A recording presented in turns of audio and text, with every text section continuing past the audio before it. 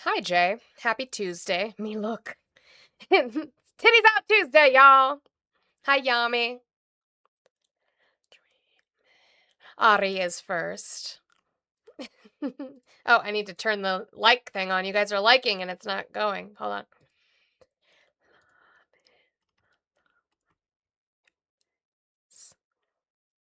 There we go.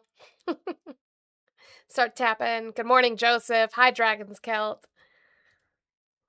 Morning, everybody.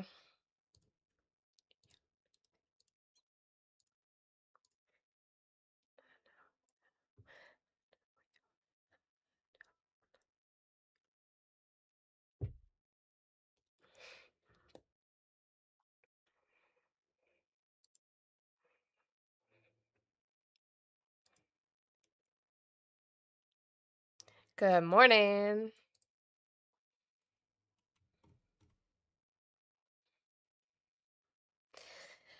Chris, I can't. I'm tired. Wake at night and I call your name, dreaming of you. Hi, Kelsey.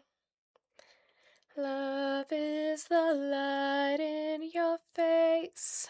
Turn to the sky.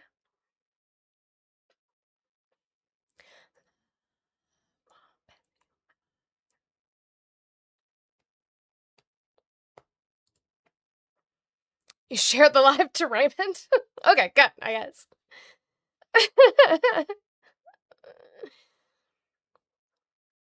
Robzilla, stop being weird, dude.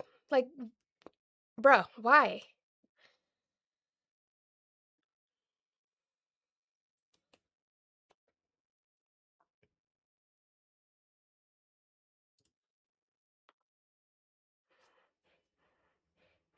Who sang it originally? This is the only version I know. Love is the light in your face. Turn to the sky. I know now. I know the love. Yeah, I know. It's the March Violets. I know. From one of my favorite movies, Some Kind of Wonderful.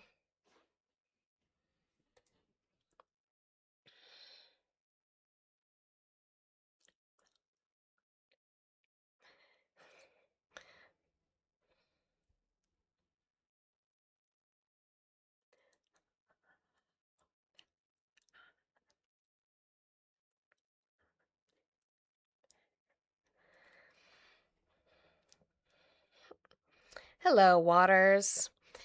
And hello, everybody. Good morning, good afternoon to those of you on the East Coast. I appreciate you guys being here on Titties Out Tuesday. Welcome in, everybody. As we come in, please, on TikTok, please make sure we're doing all of the good things. Let's tap that screen. We like to hit 50,000 likes within the first hour. I know you guys can do 100,000 within the first hour. We got so close yesterday. Let's see if we can hit that 200,000 today. The 80s fade out. Look, it works perfectly for me in my show, though, doesn't it? So let's keep tapping. Let's work those fingers out. Let's get it going today on Tuesday. I would appreciate it, guys.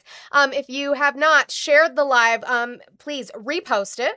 Add it to your story. Share it to 5 of your friends. Do not spam the copy link button, but share it to 5 of your friends. It does help push us out onto the algorithm. I would appreciate it. We have the little roses up there somewhere. If we could get those accomplished, that would be great. And do not forget my gift gallery. If you just happen to have an extra chunk of TikTok change that you would like to drop on fulfilling my gift gallery, I would appreciate it. Yeah, I did. I switched it. I remember. I turned it on. Turned it back on. So thank you. I would appreciate that very much. If you're watching over on YouTube, guys, if you would hit that thumbs up button for me, if you have not already, I would appreciate it. It does help push us out onto the algorithm. Do not forget that you can subscribe. You can also become a member. I would appreciate it if you guys did that. And you can send super chats. Sometimes that chat starts moving too fast. If you have something you really, really would like me to read, would like to say to me, put it in a super chat. It does help benefit me, but it also helps so that I can read it for you. If you're watching on Twitch, hello, my lovelies. Make sure you are following me. You can subscribe if you pay for Prime. Jeff Bezos allows you 1 free Prime sub a month. Why not use it for me? You can send bits. If you do subscribe, you get access to emotes, the same as you do on TikTok, which I totally forgot to mention. TikTok, do your daily heart me. If you haven't done so, that should be that little gold heart, because it should be gold up there. The little gold heart. Make sure you send your daily heart. It gives you access to stickers in the chat. Guys, I have my 100 goal that I have every single day. This is my job. This is what I do for a living. So can we please make sure that we support me? Cash App, Venmo, PayPal, all in the link tree in my bio is the most direct and best way to be able to support moi. I would appreciate it. Also, I'm going to warn you guys now. I realized doing the calculations. So I have an appointment today, but I'll be able to be live the entire time. My daughter has an appointment on Thursday, so I will only be here for about an hour and a half. So about 11:30 Mountain Time, my time on Thursday, I will have to leave. Hard cutoff. I will have to leave. But I appreciate it. I just wanted to let you guys know. But, tomorrow will be fine. Thursday will be weird. Friday should be fine. Just giving you a warning, and I will continue to give you warnings tomorrow and then again on the actual day, Thursday. So let's get started here. Today. Okay. Let's see, where do we want to start? I have this little bit of news. I'm just going to share it because it is like can't she walk to the appointment is wild. Yeah, totally. She totally can. She can totally do that. We actually are having some bipartisanship for once. Love that. Love to see that. So we're going to talk about this piece, I guess, real quick. Senate passes a bill to lower housing costs and, oh my God, NBC, to lower housing costs and restrict Wall Street from buying homes. The vote was 85-5. Several senators missed the vote due to severe thunderstorms in the Washington area that led to a ground stop at Ronald Reagan National Airport. The legislation, which would make it easier to build homes and slap limits on Wall Street investors buying up houses, now goes to the House, which hopes to vote on it in the next few days. Then it would go to Trump's desk to be signed into law. The 21st Century Road to Housing Act would be a desperately needed win for Republicans, who have seen their 2026 midterm election prospects deteriorate throughout the year, as voters believe Trump and the GOP-controlled Congress haven't done enough to tackle the cost of living. They haven't. It's been a very, very feckless Congress, and they haven't done anything. The only reason they're getting something done now is because Democrats joined them. A mid-June poll by the Associated Press found that Trump's overall approval rating is 37%, dragged down by the fact that just 33% said they approve of his handling of the economy. Other surveys have shown him getting low marks on handling the cost of living, the main issue that powered him to victory in 2024. And a June NBC News poll showed nearly 80% of U.S. voters believe the American dream is harder to achieve than it was a generation ago. The bill represents a tangible victory on a top affordability concern. The Four Corners deal reached last week among key committee chairs, which was blessed by party leaders, brought together an eclectic mix of lawmakers from all over the ideological spectrum. It was negotiated by Senator Tim Scott, a Republican from South Carolina, and Elizabeth Warren, the Democrat from Massachusetts, and Representatives French Hill, a Republican from Arkansas, and Maxine Waters, a Democrat from California. This legislation would approve a series of funding and grants programs for constructing new homes. It would slash red tape and empower local governments to expedite reviews to build more housing. And a key section titled Homes Are for People, Not Corporations would restrict any large institutional investor from buying single-family homes. Yay. I'm so glad that we are finally seeing again bipartisan legislation without the influence of Trump and his buddies and his corpo friends to get something done for the American people. I'm glad to see that. Because that's what we saw under the Biden administration. We saw a lot of bipartisan work to get legislation done for the American people. So I'm really, really glad to see this. The bill was stranded for months on Capitol Hill after the Senate passed a version in March and the House approved a different version in May. The final package came together after the Senate agreed to add a series of provisions sought by the House while dropping a provision the House objected to, which would have required large investors that construct or own at least 350 single-family homes to sell them after 7 years. There's something in the bill for just about everyone to like. Republicans have focused on the provisions to reduce mandatory regulations, with Hill calling the bill a meaningful step toward increasing housing supply, improving affordability, and helping more Americans achieve homeownership. Democrats like Warren have celebrated the restraints on institutional investors, saying the bill is about stopping private equity from buying up homes and raising costs for consumers. Trump had championed provisions to ban large Wall Street investment firms from buying up in the thousands single-family homes, as he put it in this year's State of the Union speech. White House spokesman Davis Ingle said the Trump administration is proud to have worked alongside our partners in Congress to move this legislation forward that advances the president's housing affordability agenda. To the frustration of some Republicans, the achievement has been overshadowed by Trump's actions on other issues. That's fine. That's stuff that we can get into. I do want to try and deep dive this weekend if I have a chance. I would like to deep dive into the fact that Tulsi Gabbard is gone, right? We talked about that yesterday. Bill Pulte is the acting DNI, and already what we are seeing is that he is firing. He's just like mass firing the deep state. Sorry, that's where the quotations were supposed to be. Mass firing within the deep state. They wanted, which is what they're talking about here, a lot of people in the Senate, including Democrats, would have loved to have fast-tracked Jay Clayton, who is still a loyal Trump simp, but has a little bit more experience and requires a vetting process. And for the Senate, they wanted to fast-track him through because they really, really, really did not want Pulte. And Trump actually pulled Jay Clayton's nomination and stalled it so that he could have Bill Pulte in. So I would like to deep dive this weekend into why. We've talked a little bit about it, and it involves festivals, as we know. But I would really like to deep dive on that. So this article is probably just going to get into the other shit that we have issues with Trump. But I would just like to focus for a second on the fact that bipartisanly, whether Trump campaigned on it or not, I don't think he's smart enough to understand the nuance of what goes into it. Bipartisanly, when you work across the aisle, you can actually get things done that are beneficial for the American people. Love that. Yay! So, just a positive thing to start the day with. But other than that, let's keep going. So guys, make sure you're tapping. I see that my mods are keeping you up on that, so make sure we're doing that, okay? Let's see. If I get to that, I get to that. But let's go. Unfortunately, we have to go to fucking Iran every single day, so we'll talk about that. Thank you for calling the stream. Can I get your age, state, and who you voted for? My name's Elliot Pleasant. I'm 19, and I voted for Trump. What year were you born? Fuck off, nigger. That's what I thought, sweetheart. You can't do math. Try doing math before you come up and lie. That was cute, though. That was cute. Also, that insult doesn't work for me. Like, it doesn't work for anybody, but it doesn't work for me. Try again. Don't try again. You call me and I'm just going to have to block you. Actually, you know what? While we're sitting here. Okay. So if you're an adult who voted for Trump and you have factually based information that you would like to talk about why you are still supporting Trump, you may call in and do so. But again, I will ask you to source any of the claims that you make. All right, moving to Iran. I just want to talk about, again, I said this from the beginning when Vance kind of got put in charge of this, is that he's the fall guy. That's who they're setting up to take the fall, I guess, for if this falls apart. But let's do a lovely, lovely, lovely, I'm also not Jewish, so that wouldn't work.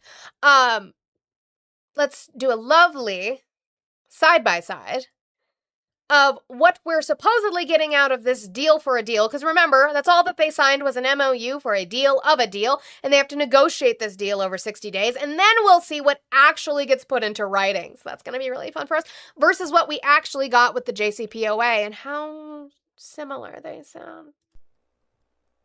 Oh, where? Yes. Okay. There's just a millennial pause at the beginning, I think.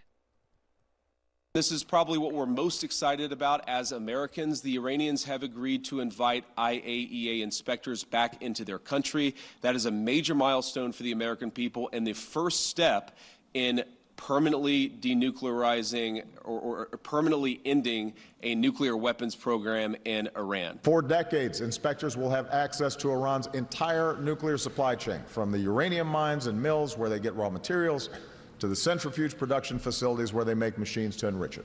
And under the terms of the deal, inspectors will... J-Dam, that's one of my favorite things that you guys say. Arrest Obama for what? What crime? Can you list a penal code, a crime that he committed? Have the permanent ability to inspect any suspicious sites in Iran. What's the difference there? Besides the fact that one was actually signed and one is just having a conversation about in way of inspectors. So, this is their new thing. There's inspectors. Inspectors are going to come in. Inspectors are going to come in. Here's James Comer repeating the same thing about having inspectors coming in for treason. Treason of what? What treason did he commit, J-Dem? Iran accountable. And if we have inspectors going in there, and if that strait is open for business and yeah.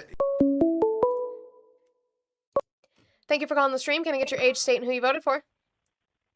My name is Amber. I'm from Ohio, and I voted for Trump. Okay, how old are you, Amber? 26. Okay. Why are you still supporting Trump? I just really like his policies. Which I would one? say. Mostly the border. That's a big reason.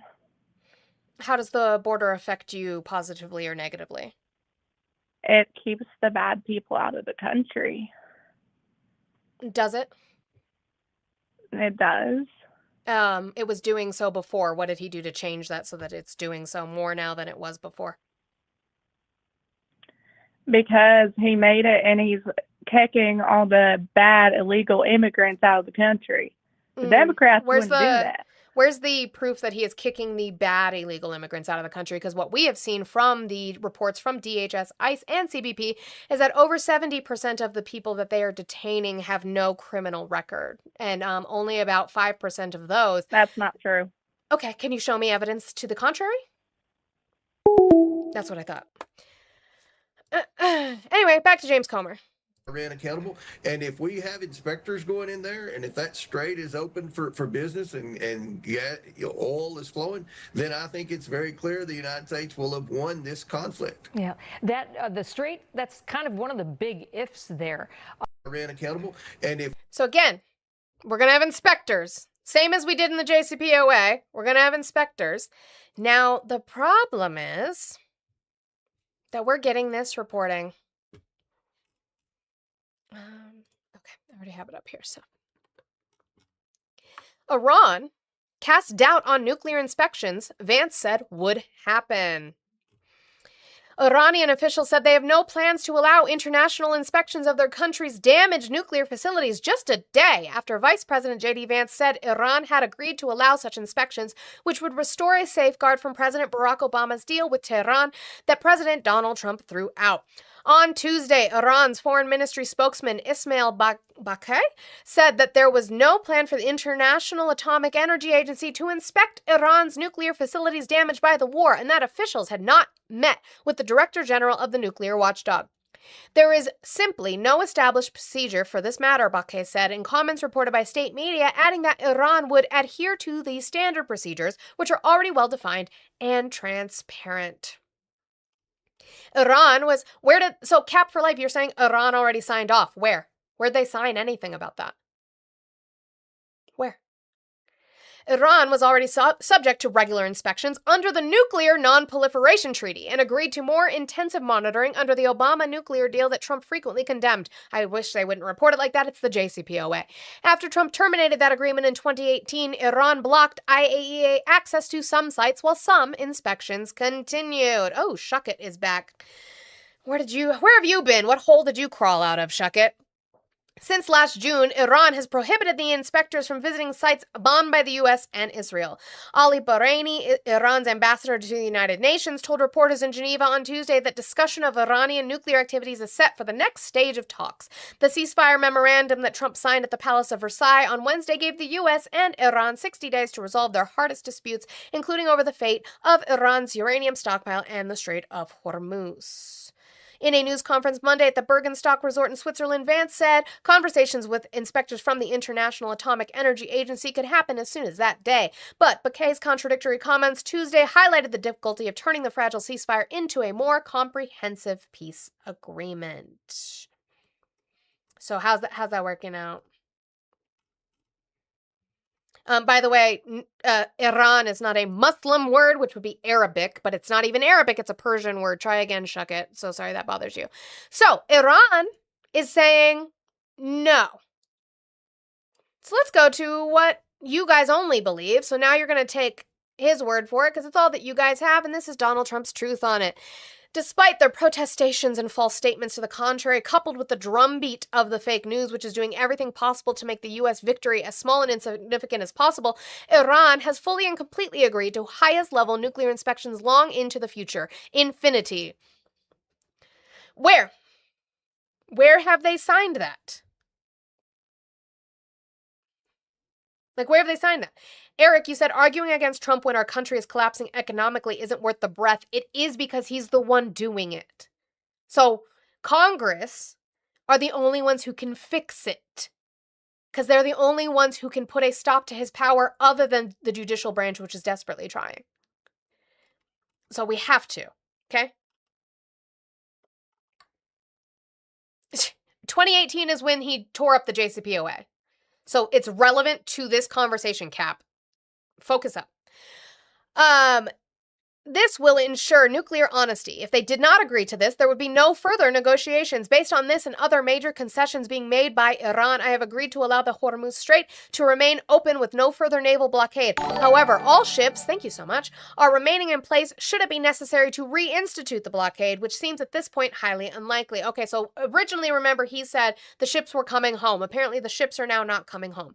The money and or sanctions that the U.S. Treasury is releasing goes into escrow controlled by the USA and will be used for the purchase of food and medical supplies exclusively from the United States, including corn, wheat, and soybeans from our great American farmers. Again, another thing that the Iran foreign minister has denied. In this same conversation, the same press briefing that Ismail from Iran came out and said, no, inspectors are not going to be coming in. He said, no, we are going to decide how we use this money that you unfreeze. We are going to decide. So again, it is what I said it was going to be, which is a back and forth. Iran says one thing, the United States administration says another, but there's no written agreement. So it doesn't mean anything. This is where we have the issue, okay? These are things that are desperately needed by Iran. This is a humanitarian crisis, and I feel it is necessary to help now before it is too late. The problem is that the IRGC doesn't give a fuck about their people. The IRGC does not care. So you have warring factions within Iran about what they're going to do with this, who's in power, what they're going to do with that power, what they're going to do with that money. This is not set in stone. None of this is signed yet. This is not a deal. There's no enforcement mechanism. This is just things that the Trump administration are saying. Talks are going well. Thank you for your attention to this matter, President Donald J. Trump. But again, you're already having disagreements. You can write whatever little truths you want to say that what they're saying is wrong, but they're the ones you're dealing with. How the hell did I get hate speech? How did I get a hate speech bio? That doesn't even make any sense. I didn't even say anything. TikTok's on some shit. TikTok is on some shit. Guys, keep tapping that screen. Do all the good things, please. Have we even completed the roses? What are we doing this morning? 107 of you in here. We haven't completed the roses at all. We got 44,000 likes. So we're working on the taps. That's great. I appreciate that. But what are we doing here? You guys need to be supporting. We need to be working. Thank you so much. I come in and I put in work. I expect you guys to put in work too, please. That would be great. Okay. So Vance, however, is going to tell us this is him on the tarmac after he's getting ready to leave Switzerland. And he's going to tell us the fundamental thing that we got out of this. We went to war, lost 14 service members with hundreds others injured. Most likely, we were the ones who double-tapped a school and killed hundreds of Iranian school children. But the fundamental thing that we got out of this was getting us back to where we were. So we're going to go ahead and listen in. Here's J.D. Vance. The fundamental thing we got is, number one, we set up the mechanism to ensure not only the Straits of Hormuz are open, but will stay open. The thing that already was happening before we bombed them. I'm so glad that the fundamental thing we got out of it was to put it back exactly the way that it was. Good job, America. Are we great yet? Are we great yet? It doesn't seem like it. What else did we get? What else did we get, JD? We think about 15 million barrels of oil come out. That's one of the reasons why oil is so by the way, from what it's looking like, that's pretty normal. So we're just, again, back to the way we were. low right now. Obviously, that means... Comrade, technically no. Like, we haven't had an official report from an investigation that it was us. But most likely, and from the speech, if you listen to the speech that Trump gave at the G7, he says, we make mistakes. And it was kind of like an admittance to doing it. Means lower gas... Jerry, Trump saved our lives from what? Prices and gas prices are going to keep coming down. Number two. What about Biden? George said Trump opened the strait after it was closed due to Biden. Sweetheart. Sweetie. coming down. Number two, we actually set up the right mechanism to ensure the regional ceasefire to manage the inevitable conflicts that will come up. We feel great about that. We're working with our allies from the Israelis to the Gulf Arabs to make sure that sticks, and we feel very, very good about where that is. Biden did it. How did Biden close the strait? The strait didn't close until after we bombed them with Israel on February 28th of 2026. So how? No, I know, Robbie. I'm just not going to report it as necessarily for sure until it's for sure. But most likely, yeah, because the only things that are used with that kind of accuracy are tomahawks, and we're the only ones who have that. So, but again, I would like to see. Can you guys point me to an article, or a report, or a congressional hearing that talks about the Strait of Hormuz being closed under Biden? I would love to see that. Like, legitimately, I'm being condescending, but I would also really love to see it. Maybe you guys have information I don't have. That's why I always ask you. Maybe you have information I don't have. So, do you have something? Yes, Cap, well, according to Trump, they are. I haven't seen anything from General Motors themselves, but according to Trump, they are. I'm going to go over that in just a minute. So then, Vance is asked if Iran, with their frozen funds, have they agreed to buy American soy with that unfrozen money? Which again, already Iran, this would have been before, but Iran has already come out and said, no, we're not doing that. But the admin is saying something different. The president has asked us to do is verify what they're doing. Robert, what are you talking about? 85%, so that means if you're against him, you're in the 15%. Have you ever looked in the mirror? 85% what? 85% of the American people voted for this man? Are you okay?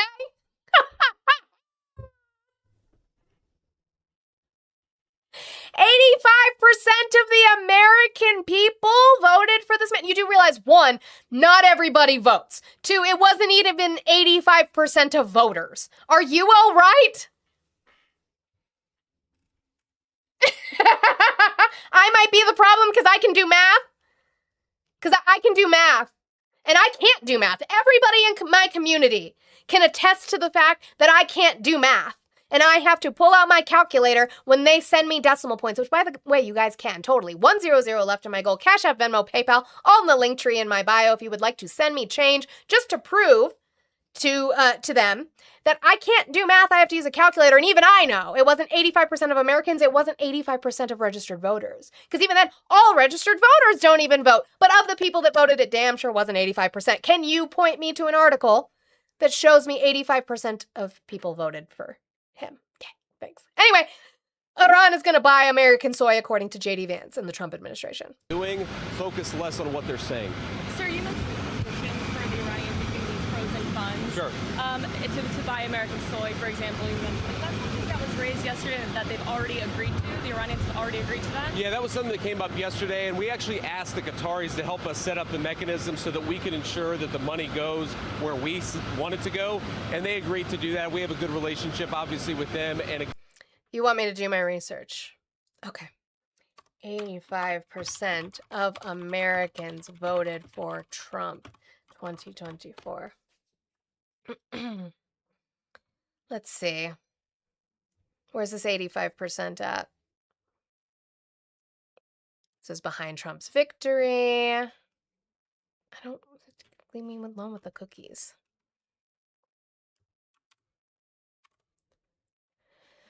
While most of those who voted in 2020 cast ballots again in 2024, a large share of Trump's voters, 89%, then Biden's 85% turned out. So 85% we're talking about Biden's. That's one of two times. It's written between 2020 and 2024, 85% of those who backed Trump in 2020 did so again. Of Trump's voters! You guys are bad at this. 85% of those who backed Trump in 2020 also did so in 2024. I did my research, Robert. You happy? We all did the research with you.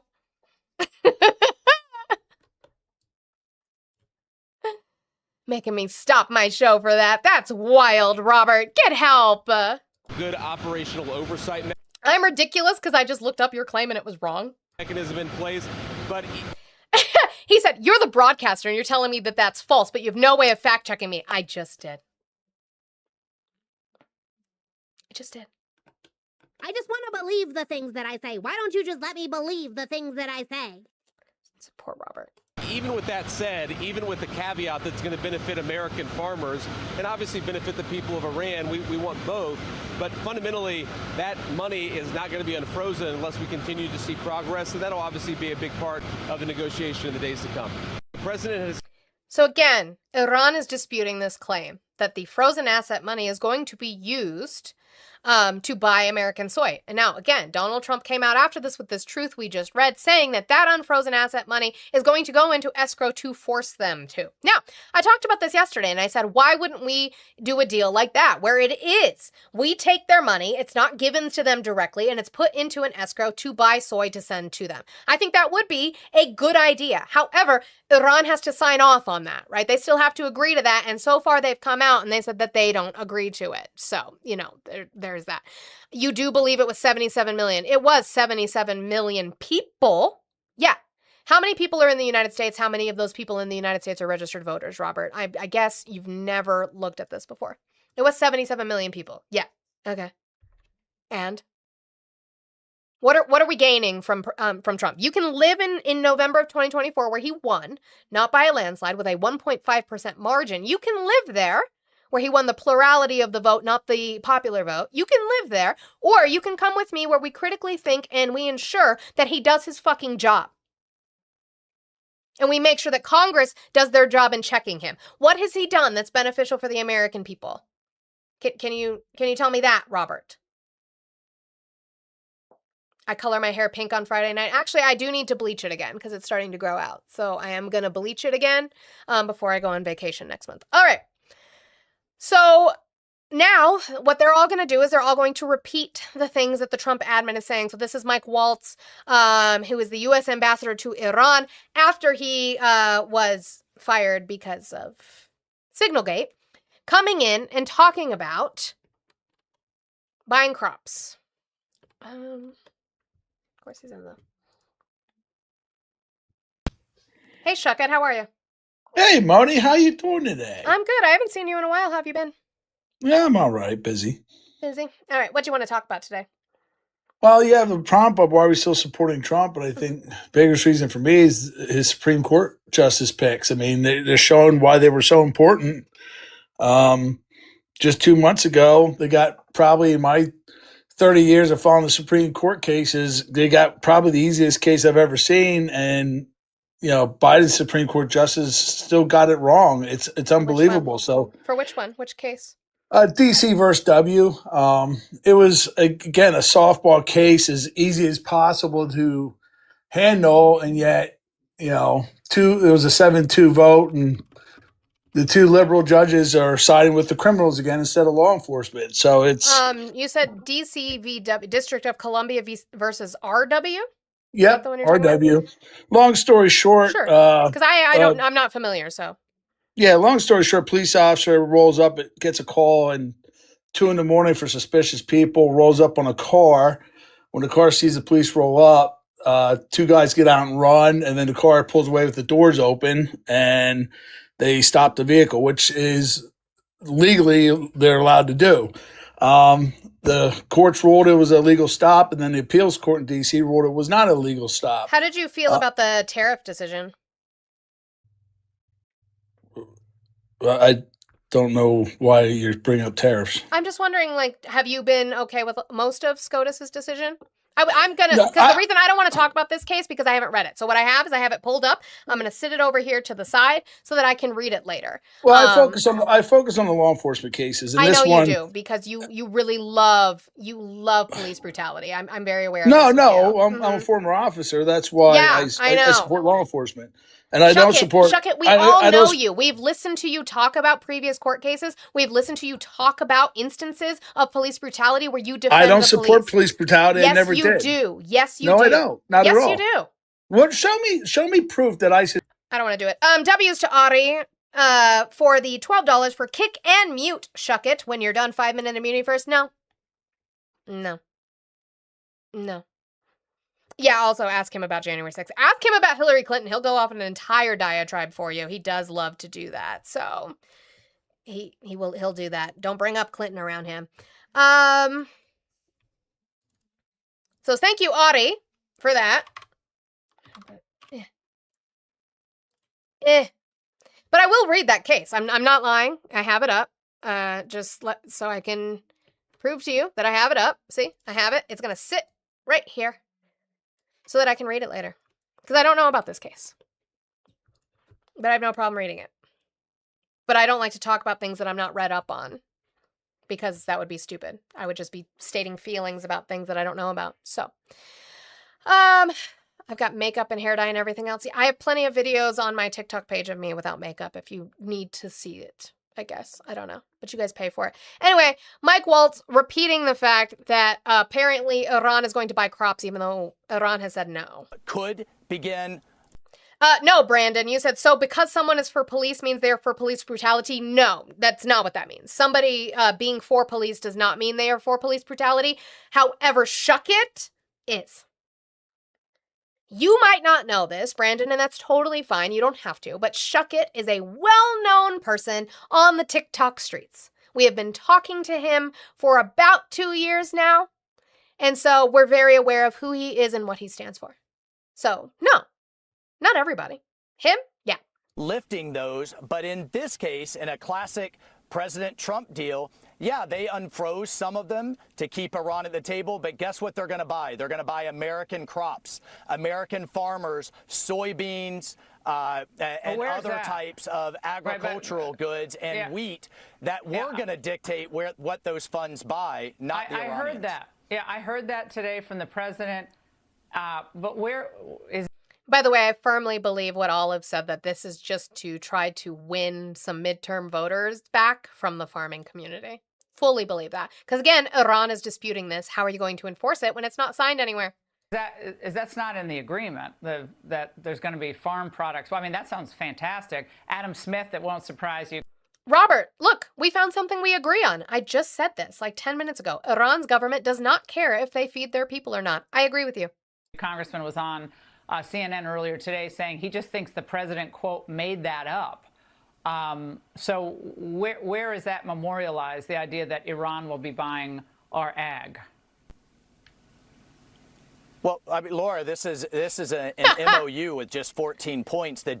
Right. That does not stipulate that they will use this unfrozen asset money to get put into an escrow, according to Trump, to buy our food. That doesn't say that anywhere. And we don't have anything signed. Now, they are in a negotiating period. I understand that. They're going to talk about a lot of things.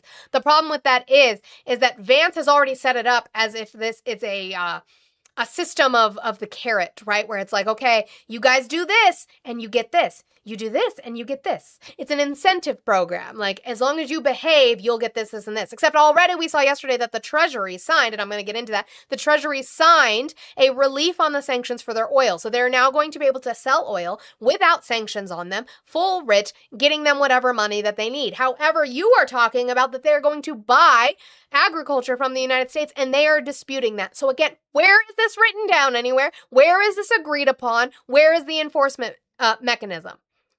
What are we getting out of this? They are getting everything. We are getting nothing. We lost. The unconditional surrender was by the United States. This is capitulation.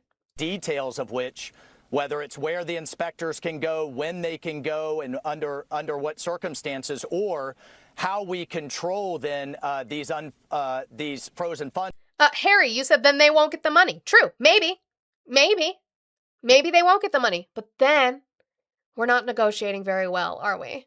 I'm not saying give them the money. I'm not saying that would be good negotiation. What I am saying is that we are getting put right back into this place of possibly Trump deciding to bomb them again. And I don't want to be there. I would like them to negotiate and work this out. I don't want us to be over there bombing people and putting our service members in jeopardy. Are being negotiated right now as we speak. So, the Democrats can hand-wring all they want, but a lot of these details are going to be worked out in those technical talks. The vice president left, but he left behind our experts from the Department of Energy, experts from Treasury, experts from agriculture that are... And Steve Witkoff who's an envoy, and Jared Kushner, who has no proper job within the government. But he's over there. By the way, he's been paid by these Gulf nations who are our allies and neighbors, but sure. We're going to actually hammer out these details at a technical level. And then one other thing about the naysayers out there on both sides of the aisle. They doubted this team that we could get all of the hostages out of the tunnels of Gaza, and they did, both alive and deceased. Aid is flowing back in. A ceasefire is in place. Israel is still bombing Gaza. Remember, Donald Trump said a ceasefire is when you shoot more moderately. Is when you shoot less. So I guess, yeah, if you're going by Trump's definition of a ceasefire, they have a ceasefire in Gaza. They're still bombing Gaza. They doubted that we could take care of the Maduro regime. Guess what? He's in jail right.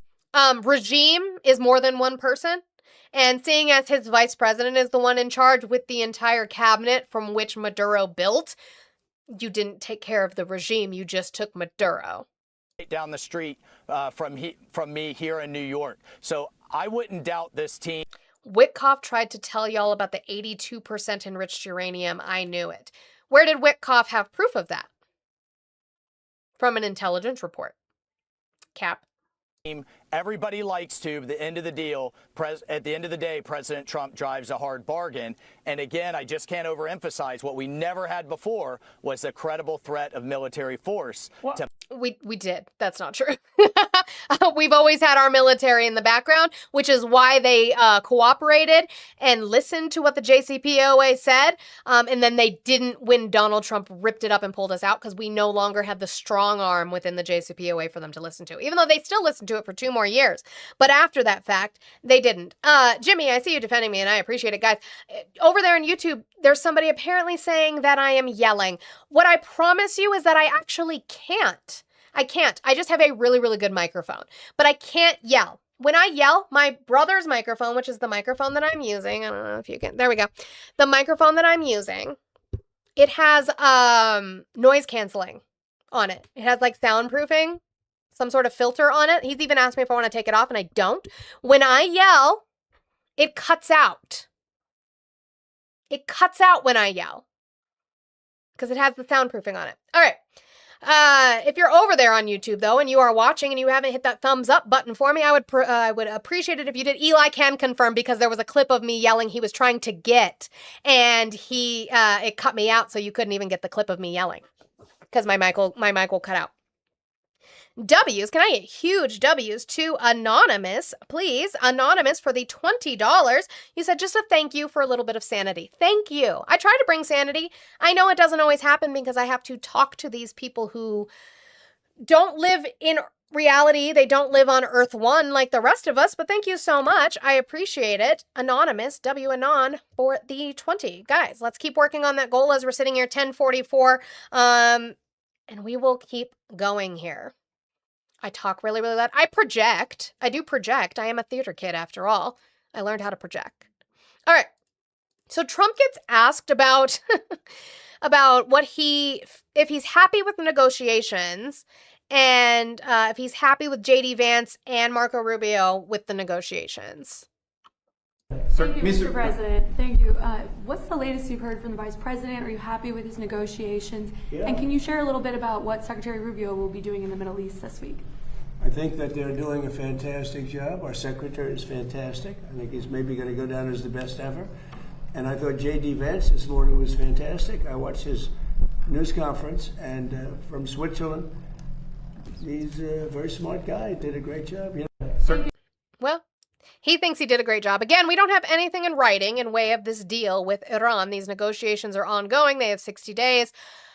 Again, I do not want to start fighting with them. I have said this, that you guys and Trump are going to find a way for him to walk away and say he won. And you guys are going to glaze him and you're going to pretzel to defend it. And that's fine. You guys can do that. I don't want to be fighting in Iran. I don't want the gas prices to go up. I don't want the fertilizer, which is already still a problem, to be a problem for the American people because it hurts the American people. And I also don't like bombing innocent people in Iran either. I don't like doing that. However, I am going to critique the fact that we have this concept of a deal of 60 days worth of negotiations that I'm sitting here waiting for the other shoe to drop. I just am. Like, I'm waiting for the other shoe to drop. So, Trump is going to make a claim. Again, a claim that has not been proven by anybody, including within our intelligence community. I'm just asking you guys to ask the questions. Why do they keep lying to you? Why does the story keep changing? Why do they not provide you with any kind of proof? It's the 1 year anniversary of Operation Midnight Hammer. If you could go back in time, is there anything you would do differently? No. Nothing at all? It was all? the most successful attack that anyone's ever seen with a bomber that totally wiped out their nuclear potential. If we didn't do that, you'd have no Israel right now. Israel would not exist, and most of the Middle East would not exist. They were 2 weeks away from having a nuclear weapon. Where is that source? Our intelligence never said that. Our intelligence never said that. They never said that they were 2 weeks away from a nuclear weapon before Midnight Hammer. But you guys believe it because he said it. I am just asking you to stop believing the shit that he says and actually ask him to prove it or look yourself for the evidence because it's not there. Witkoff is the source. What intelligence does Witkoff have? Where'd Witkoff get that intelligence, Cap? Where did it come from? If we wouldn't have done that, Pete, they would have had a nuclear weapon. You want to say something about that? Yes, sir. I wasn't aware it was 1 year, but you don't have the situation we have now, a position of strength where Iran's going to give up their nuclear program without Midnight Hammer, which Where did Wesley Clark get it from, Cap? no other country on planet Earth could remotely conceivably pull off that from start to finish, 37 hours back and forth. Iran never saw it, and every munition, precision munition that only we make, hit exactly where we wanted it Sorry, to. he's And they knew we were coming, and they could do nothing And they about could do it. nothing about it with their air defenses, which are even further now degraded. And that's what everyone misses in the press, and the president's right to call it fake news. Because the overwhelming military victory that has been had over Iran is what has set the conditions We've got nothing. We've got nothing out of this. for them to be at the table with our negotiators. And we will ensure, whether it's through a deal or through the War Department, that they never get a nuclear weapon because of this president right here. Sure. W TikTok tappers, thank you so much. W to you guys for hitting 100,000 likes. I appreciate it. And you guys hit it before the top of the hour, 10 minutes to the top of the hour. You guys are doing fucking fantastic. Thank you so much. Again, as I always say, this isn't for my benefit. I do benefit, but that's just a side effect. What it is I'm making sure that your partners, whichever kind of partner you have, gets the wonderful pleasure of you working out those fingers. So let's make sure we are still tapping and still going. I appreciate it. Thank you guys so much. Remember, to get our goals accomplished here, we have it's corn, a big lump with knobs, and it has the juice. So let's make sure we're getting that accomplished. If you're watching over on YouTube and have not hit that thumbs up button yet, please do so. Over there on Twitch, I do see you guys. Hello. I even see people that I don't like to see, but hi, how are ya? Yeah, I did. I hit that magic number 7 on Twitch. I did, Devil Dog. See, I told you, lucky numbers. See what Ari teaches me? All these wonderful things. Not to mention the 98 on TikTok and the 78 it was at 93 on YouTube, but sure.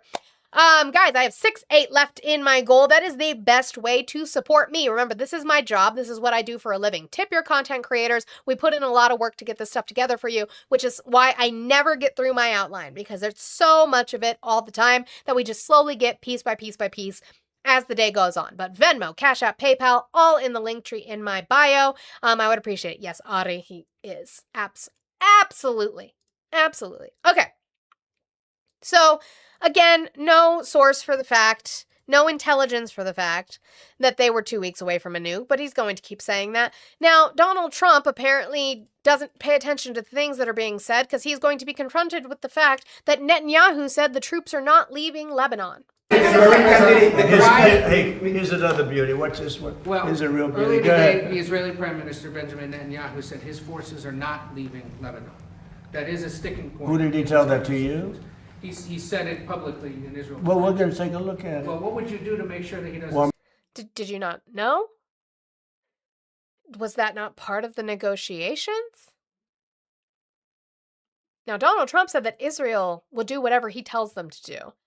That doesn't seem to be the case. If you ever listen to Netanyahu talk, if you ever listen specifically to Ben Gvir, that is Ben and then G-V-I-R, Ben Gvir speak, they have no intention of leaving. They have no intention of stopping the hostilities in Lebanon, which completely violates the MOU that they signed. Point 1 in the MOU.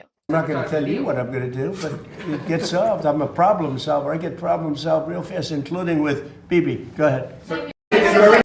Including with Bibi. Really? Well, you guys signed the MOU and then Israel bombed Lebanon and we're just pretending like that didn't happen as if we're going to continue negotiations with them. But sure. Now again, the idea is that if Iran acts on good behavior, they will get rewarded. Like a dog, apparently. We're just treating them like that. And that they will get rewarded with a relief of oil sanctions, except I haven't seen where we've gotten anything out of it, but here we are signing the sanctions for the oil. I showed you the letter of that yesterday. And apparently Donald Trump needs to look at it, even though it's already signed by the Treasury Department. Thank you, everybody.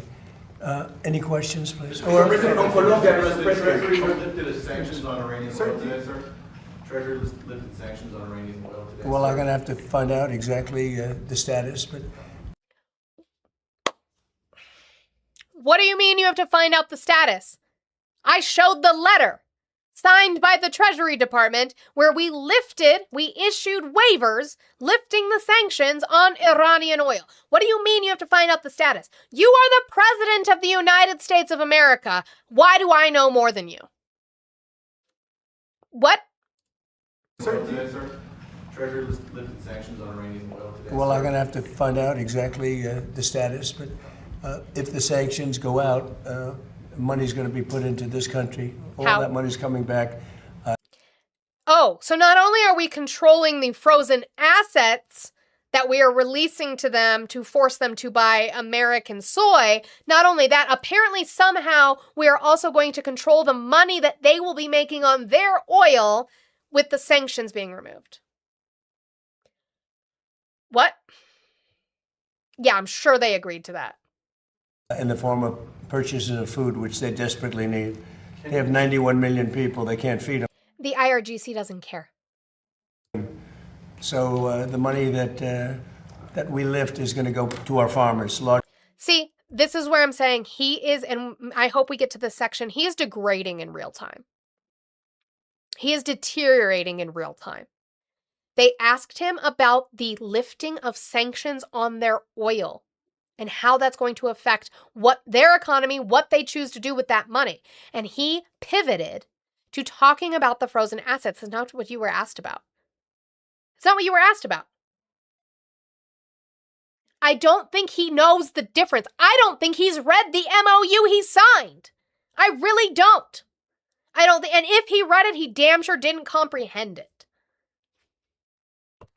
Like, I really, really, really do not think you understand how bad his brain has deteriorated. How do you pronounce Ireland and Italy properly? How do you pronounce those properly?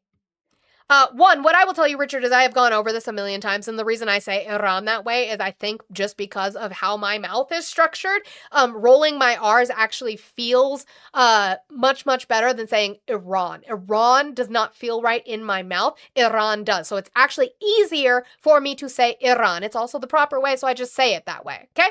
But it's easier for my mouth sounds, for my tongue to do the rolling R. I'm so sorry to your partner that you can't roll your R's. It's easier for me to say Iran. Also, it pisses you off.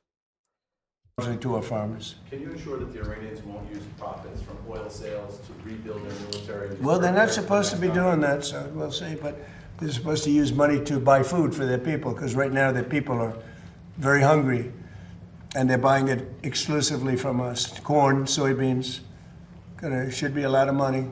I hope it's a lot of money. Is there war with Because I don't say chili relleno because that sounds ridiculous and it hurts my mouth to say it. I say chili relleno because that's how you fucking say it. Weirdos. Anyway, Donald Trump confused about that. And Donald Trump is then asked if he is willing to put the country possibly into an economic depression to continue fighting if the negotiations do not work out. Now remember, at his speech at the G7, this is a great freeze frame, by the way. At his speech at the G7, Donald Trump said, we needed to stop because we had 4 weeks left of reserves. Thank you so much. We had 4 weeks left of reserves, and then it would be bedlam. If you don't know the term for bedlam, it means chaos. It means anarchy. It means apocalypse. Bad. It's really bad. So it sounds like he got us out of this because economically we needed to get out of it. So they're asking him, hey, you said this at the G7. Are you willing to put the economy of America at risk again if negotiations fall through? Soybeans, should be a lot of money. I hope it's a lot of money. If the war with Iran could cause a worldwide depression, as you noted, Mr. President, are you willing to risk economic catastrophe and strike Iran again? Well, not the way I'm doing it. It's not going to cause depression. Yes, but if they don't abide by the memorandum Well, nuclear weapon supersedes depression. Depression's Nuclear weapon supersedes depression. It's like rock, paper, scissors, fire. He said economic, depression, nuclear weapon. Like that's what he just did in real time, by the way. I just want you to know. So he's saying, I don't give a fuck because nuclear weapon, which again, we do not have any kind of intelligence report to say that they were close to getting a nuclear weapon in any way. real bad. Nuclear weapon will cause depression much more quickly. The way we're doing it, we have the opposite of a depression. We're doing really well. The number.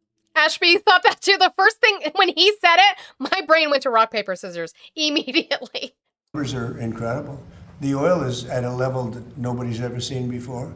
Oil prices are way down. I think they're very comparable to what they were. Chris, I don't know, pretty comparable to what they were before we started. Oh, okay. Well, let's look at that. It's one of my favorite things to do. Crude oil per barrel. You see how it comes up because I look it up. See how it's purple because I literally look this shit up every day. All right. We're at $72.96 for crude per gallon. We started bombing them in February 28th. So that's March. We don't have, oh, we have the 27th. Okay. Stay. Oh, comparable. No. It's close. Getting there. Rock, paper, scissors, lizard, Spock. So February 27th, the day before we started bombing them, we were at $66.89 a gallon of crude. We're now at 72. Has it come down? Yes. Is it close? Yes, but not exactly where we were. But we just wanted to check. So that's what we do. We fact check things he says. We don't just believe things he says, right? Prices are way down. I think they're very comparable to what they were. Chris, I don't know, pretty comparable. A barrel. Thank you. Not a gallon. A barrel. To what they were before we started. They've returned most of the way back down. Yeah. So if Iran does not abide by the MOU, are you still willing What I for didn't strikes? say And it does would give you cause leverage? a depression. I said it could cause a depression. No. You definitely said we had 4 weeks left of reserves and then it would be bedlam. That's what you said. Because we watched it here on my show last week. That's definitely what you said. Right, and they said that I don't want to be Herbert Hoover. That's a president I don't want to be because he was in charge during the Great Depression, and certainly. No, Cap, you're right. $65 a barrel can equal $2 a gallon per gas. I agree with you. Gas was down, not necessarily because of anything he did, but gas was down before he started this unnecessary war. My point is that we didn't need to do this at all. Americans did not need to feel this economic strain at all. Why? Because Iran was already at the table, willing to negotiate before Midnight Hammer. Then, after Midnight Hammer, they were still willing to negotiate when we did Epic Fury. We had no reason to do this, to bring them to the table, as J.D. Vance says, because they were already at the table and willing to be at the table. So that's where I have an issue. The gas prices were low. Again, I don't know what contributing factor Donald Trump had to that at all. But the gas prices were lower before we started this. And now to sit here and tout it as a win that we're getting back to where we were in something we didn't need to do, I'm not going to give him any accolades for that. And I don't know why MAGA does. Yay, he got it back to what was before when we didn't need to do this. The fuck? A lot of bad things could happen. Actually, no, Daniel, I'm not. I'm a registered independent. And that would be one of the things. I don't think it would, but if it did. But no, if Iran doesn't live up to their agreement, or if they're not behaving, I will do what I have to do. Does that give them leverage over you, Mr. President? Say it? Does that give them leverage, the Iranians leverage over you? Oh, you're so leverage. It does. We know that. Iran has now learned that they can close the Strait of Hormuz at any point, and that it is going to put the economy, the world economy, but the American economy in a bind. That is what Iran has learned. Yes, they do have leverage over us now. You know, their Navy is gone. Thoughts on Tucker Carlson running for the Independent Party? I mean, good for him, I guess. He's been critical of Trump now. I think a lot of that has been because of the public perception, the public outcry of Trump. He saw the polls and he knew he needed to adjust his show accordingly, which to me means you don't really have principles. Also, he's kind of a Nazi. So, yeah. Their Air Force is gone. Their leaders are all dead. Their whole country's a mess. Their economy is shot. Thank you, DJ Bookie. You're so very good. The way you use your fingers for me. Good job. The Times, the fake New York Times said, oh, it's about the same as it was 4 months ago. No, 4 months ago they had a Navy, 159 ships to be exact. It's gone. The whole Navy's gone. Again, have not seen reporting on that. We know that they were able to shoot down an Apache helicopter, according to the Trump administration, but yeah. Gone. Their 250 airplanes, all gone. Their anti-aircraft is gone. Their radar. How is their anti-aircraft gone if, according to the Trump administration, they shot down an Apache helicopter? Why do you guys listen to him speak and you don't critique him? Again, that's just my thing. My thing is I do not understand why you just repeat the shit he says and you're like, yep. They shot down an Apache helicopter. How'd they do that without anti-aircraft? Is gone. These guys love radar.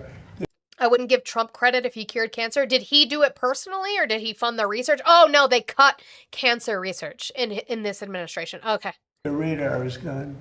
Everything's gone. Their leaders are gone. It was one of those ground-based Apaches. Gone. Their whole country is gone. And the Times said, oh, they're about the same as they were 4 months ago. The reason the news is doing so badly, or let's put it. Who helped fund the October 7th attacks? Israel. Oh, that's not the answer you were looking for, was it? You don't like to talk about the fact that Israel helped fund Hamas? Okay. Another way, the reason that I won in a landslide, even though I got 92% negative press.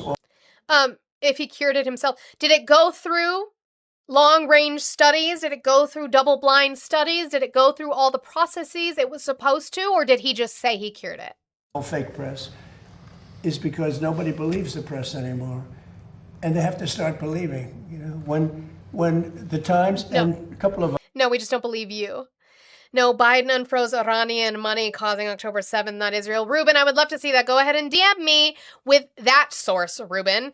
Hi, Sandwich. Bye, Sandwich. Guys, if you're annoyed at listening to somebody in the chat, you can do something about it. Do you want someone muted in the chat? Is there someone who's spamming, making disingenuous arguments, displaying bot behavior, or maybe they're just a dumb bitch? Well, you can keep them muted and contribute to their degradation kink. But remember, while we don't kink shame, it is perfectly acceptable to kink ask why. You can keep them muted for as little as $2 a day, $7 a week, or $25 a month. Pay links in the bio. All right.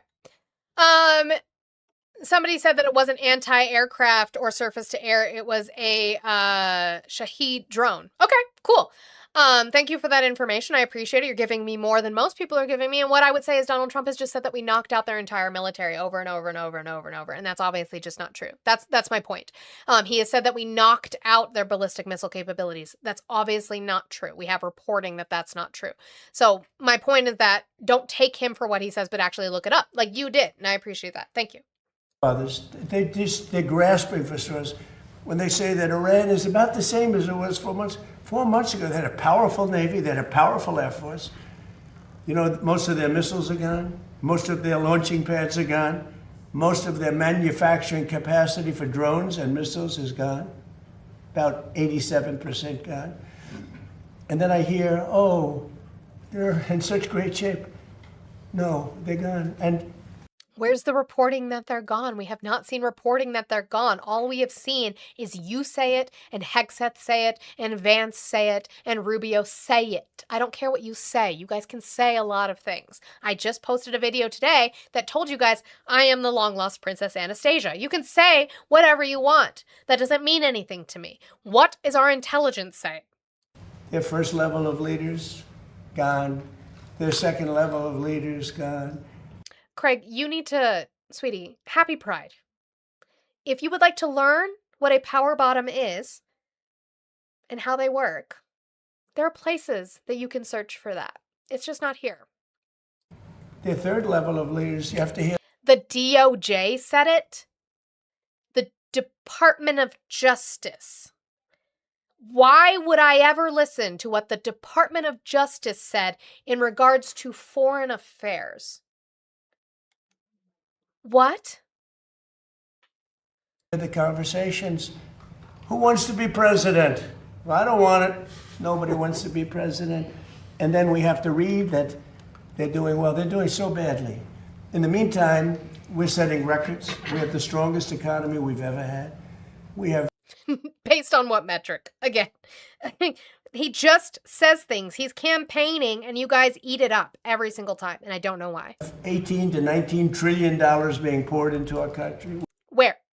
Still have not seen a deal signed that allows 18 to 19 trillion dollars into infrastructure in this country. Haven't seen it. Where? We're building factories all over the place. We have more people working today than at any time in the history of our country. Then how come unemployment has stayed stagnant at 4.3% for 3 months in a row? Again, he says things. You don't have to believe him because he said it. Higher salaries. So when you ask a question like that, it's so stupid. Mr. President. But he just got mad. Sure, Papa Bear, but he just got mad that they have reported that they still have missile capabilities. He got mad about that. Why would he get mad about that if he wasn't trying to say that all of it was destroyed? W's to Anonymous for the 333. I had to do math, so that's why I had to stop and look at it. W's for the 333. What'd you say? Only half a Satan today. Thank you. Only half a Satan. We love that with the 333. Maybe somebody can finish out the other part of the Satan. Let me bring up my calculator because I already did it. I see what you did there. Thank you so much. That brings us to 6467. Guys, let's keep working on it. Actually, DJ Bookie, I have that on the outline today. I don't know if I'll be able to get to it, but I would love to. Is talking about that book. It is actually what it's called. The full title is Regime Change Inside the Imperial Presidency of Donald Trump. It's by Maggie Haberman and Jonathan Swan. If you guys would like to fund me purchasing that book today, I will show you in the Discord that I used that money specifically for that purchase. Because yes, I would absolutely love to get a copy of that book.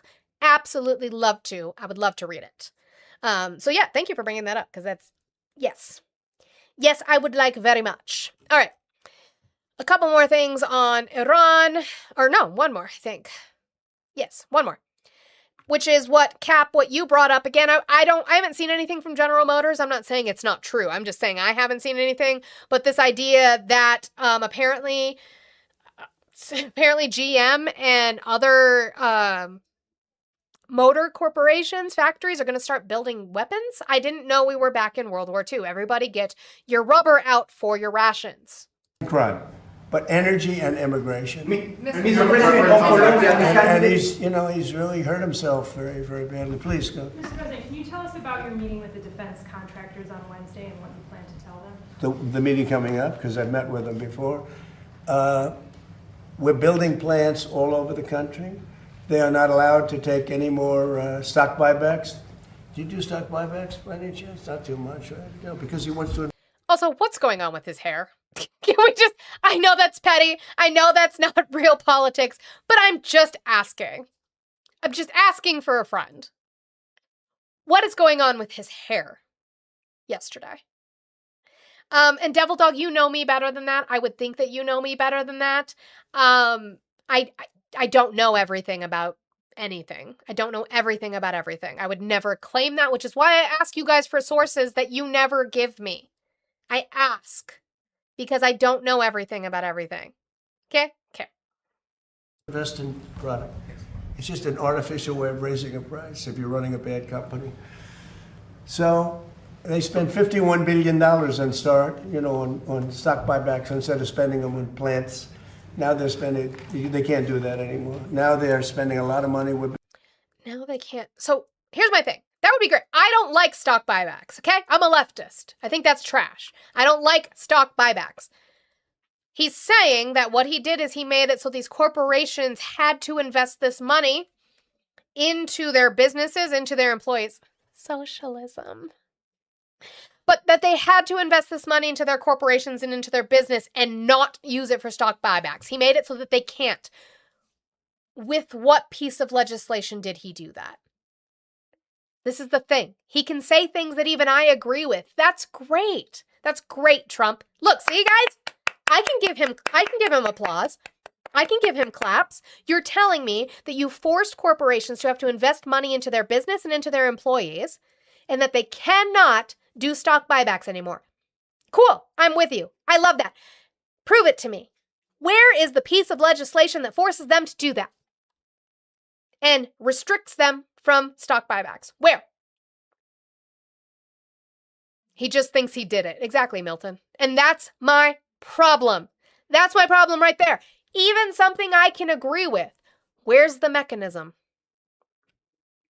Where's the mechanism that restricts them from stock buybacks and forces them to invest in their companies? Where? Building many plants throughout the country. They're dealing with General Motors. They're dealing with Ford.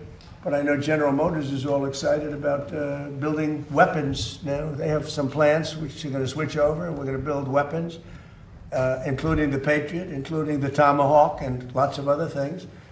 And we're... Now, again, I haven't seen anything of them announcing this. If somebody has, I would love for you guys to give it to me. If they do, it is because they are getting government contracts to do so, similar to World War II. I don't know why we would need them to do that other than just proving the fact that Hegseth lied when he was on with Margaret Brennan, and that, yes, we absolutely are running low on munitions. So, maybe Ari knows.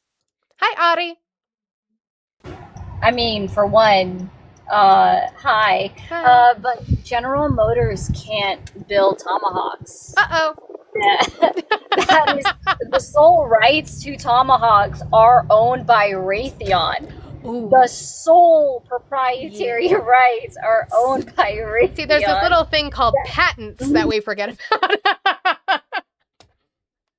Oops. Bruh, that's not... Like, I encourage anyone to look up, like, what Raytheon owns as far as the proprietary rights to our U.S. weapons. Also, randomly, gas just shot up 26 cents since 7 a.m. this morning. Wow. Really? I mean, we just looked at it with 73 something, which was up because I think it was like 71, 72 yesterday. Yeah, it did drop down to like 72.83 overnight, I believe, but yeah, my gas stations just went up 26 cents. Ooh, fun. In 4 hours. Sorry, random thought. But I encourage anyone to look up like the patents that Raytheon owns, and then also look up at the patents that Lockheed Martin owns. Mm-hmm. There's a reason why the majority of our weapons comes from these two companies. It's because they own the rights and they are the sole industries that can make it. The General Motors can't make these things. They would have to invent their own new ones or purchase a patent for billions of dollars that they do not have. Fun. From the BBC to Operation Iraqi Freedom to Lockheed Martin. I win! Fuck off, Matt! Thick reference here. And a big... that tickled my wholetism. I love it so much. It's great. We're really in a big, strong economic push to do the weapons. And some of the car companies, if they have any excess capacity, They're making a deal to build missiles and the Patriot in particular. We have quite a few of them, but we want to make sure we have always a lot of them. Mr. President. So now I'm writing it down. The Patriot patent. Can't do those either. They can't do those either. That's not how that works. It's not how any of this works. So again, guys, just stop listening to what Trump says and ask him to prove it. That's like what I keep telling you guys, and I don't know why it's not working. W's. Can I get W's to DJ Bookie? Not only is he using his fingers to make me very, very happy in the chat today, but he just sent $30 to purchase regime change. Thank you so much, DJ Bookie. I will do that today. I will purchase it, and I will prove to you that I purchased it, and I will show you when it finally shows up. Because I legitimately, this morning, I was like, I want to read this book. I want to read this book, so thank you so much. We're going to count it as part of the goal because we're going to use it for that today. So W's, DJ Bookie, for buying me a book. We love education in this chat. You know what? Let's do that because I think that's probably about what we're going to have left for today. I have a lot to get into this week, but it's fine. It never stops. I'm always behind. It's not a big deal. It's fine. So what I want to do is I would like to go over this one is a 5-minute clip. Okay. This is Lawrence O'Donnell and he's reading from the book a little bit. And then I just listened to this morning is Maggie Haberman and Jonathan Swan did an interview with Tommy Vitor on Pod Save America this morning. So we will probably listen to that. And that will probably end us today. It's most likely how we'll do this because it's very interesting. I'll go ahead and drop down. Also, were you able to access what I sent you this morning? Or no? What'd you send me this morning? Oh, that? I didn't click it, to be fair. Let me see. Okay. If not, okay. I usually... It'll probably be up on the tubes tomorrow. They upload a day late, but it was definitely worth the listen.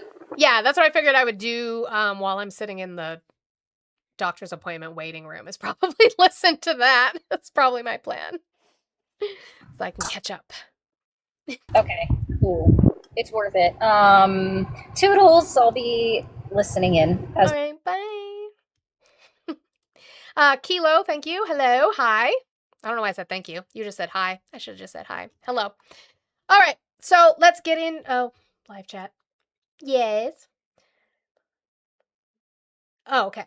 She said, I'm going to read it, which I totally am. A quick summary of the dissent. Sotomayor, we shouldn't even have taken this case. It's a waste of the court's time. Jackson said, since we didn't take this case, we shouldn't have been so dramatic about it. Or since we did take this case, we shouldn't have been so dramatic about it. It's not worth summary of reversal. They didn't disagree with the decisions of the other justices, just that it shouldn't have even been at Supreme Court level because it was so petty. Oh, so okay. So all the dissents are saying is that they should have just left it to the lower courts, which SCOTUS absolutely has the right to do, as they just say, lower court decision stands. We don't need to take it. It was a waste of their time, is pretty much what the justices says. But yeah, okay. Thank you, Blue. I appreciate that. But again, I will still look at it and read it later because I have no problem doing that. Here is Lawrence O'Donnell. We're going to be going over some readings of Regime Change, the Imperial Presidency of Donald Trump. And again, thank you, DJ Bookie, because I will be purchasing that today. Regime change inside the imperial presidency of Donald Trump. They conducted over 1,000 interviews for this book, with Donald Trump granting them an exclusive interview at the very last minute in March of this year, as the book was headed to publication. The interview was on a Monday in March. And 3 days before welcoming them into the Oval Office, Donald Trump posted this on social media. Maggot Haberman, just another sleazebag writer for the failing New York Times, insists on writing false stories about me, even though she fully knows and understands that the exact opposite of anything she says is usually the truth. In any event, I'm thinking of adding Maggot and some of her associates into my Florida-based lawsuit against the Times, which very happily seems to be proceeding nicely. Thank you for your attention to this matter. And so, how were these two reporters greeted in the Oval Office just 3 days after Donald Trump spewed that vile poison at Maggie Haberman? Did he use that horrible nickname? Might have to Did he increase call her a sleazebag? Okay. Love you, Lawrence. Love you down. But you talk so slow. No. Trump entered the Oval Office from the corridor, connected to his private dining room. He was in smiling salesman mode. Nice to see you, he said, gesturing for us all to sit down opposite him at the desk. Oh, good to know Trump's fake. Not that any of us didn't know that. It was the 17th day of his war with Iran. 13 American service members had already been killed, and more than 2. Cap, what I have stuff on that, which we probably won't get to today, but so we'll probably get to it tomorrow. Why is the reflective pool important for Americans besides, like, feel good? Because, like, yeah, obviously, an American symbol, it needs to be taken care of. Nobody would deny it needs to be taken care of. But why is it, does it help me pay my bills? 200 had been wounded. Thousands of Iranians were dead, including the Ayatollah Ali Khamenei. The Pentagon had already spent more than $15 billion, and the Strait of Hormuz was largely closed, sending global oil prices surging. The day before, Trump had made a demand for an international coalition of warships to secure the waterway, but few nations seemed interested in helping. This was hardly surprising. Trump had spent the previous year mocking NATO, bypassing the United Nations, and making clear that alliances were, in his view, either protection rackets or obstacles. So remember, we've talked about this before, which is that he is saying Trump has been very, very mad at NATO for not helping with this war in Iran. The problem is that NATO is defensive. And seeing as we were the ones who were the offensive in this scenario, they were not going to help. On top of that, we didn't even brief them. It wasn't a situation where we gave them a chance, where we said, hey, we're going to do this and we would like your help, to even give them the chance to respond. They didn't know until we all knew when we woke up and found out about it. They still probably wouldn't have helped because NATO is defensive. This was an offensive operation. He keeps saying that they do not help us, which means we should not help them, which is interesting because the only country to have enacted Article 5 is us. And they helped us in Afghanistan. And Iraq in Iraq was bullshit. And they lost people in Iraq over bullshit. The nations he was now calling on for help were the same ones he had bullied with tariffs, threatened with territorial claims, and cut out of major decisions. Cap, I don't think you can bet the government's money, but don't do that. Like the one he had just made to wage war against Iran. As he greeted us, the war seemed the furthest thing from Trump's mind. On the Resolute desk, instead of a map of the Middle East, were printouts of maple trees. I'm ordering trees for the White House, Trump told us. I know how to buy good trees, maples. Now, he has been more obsessed, which they talk about in Tommy Vitor's interview as well. He has been more obsessed with putting his name on things and creating some sort of legacy for himself than he has been about actually benefiting the country, which would be where you actually leave your real mark. You get your legacy by what you do positively or negatively to the country and across the globe. But if we're just talking domestically, all he has cared about, putting his name on things that need to then be removed because he's not doing it in the correct way, right?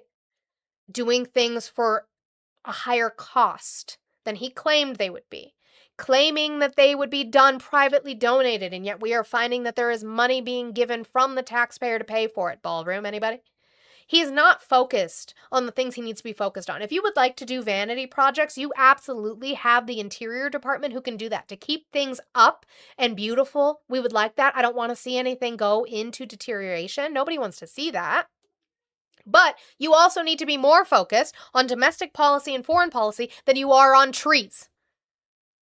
But all he cares about is that his name is on stuff. Because it's all about him. It's not about the American people. It's about him.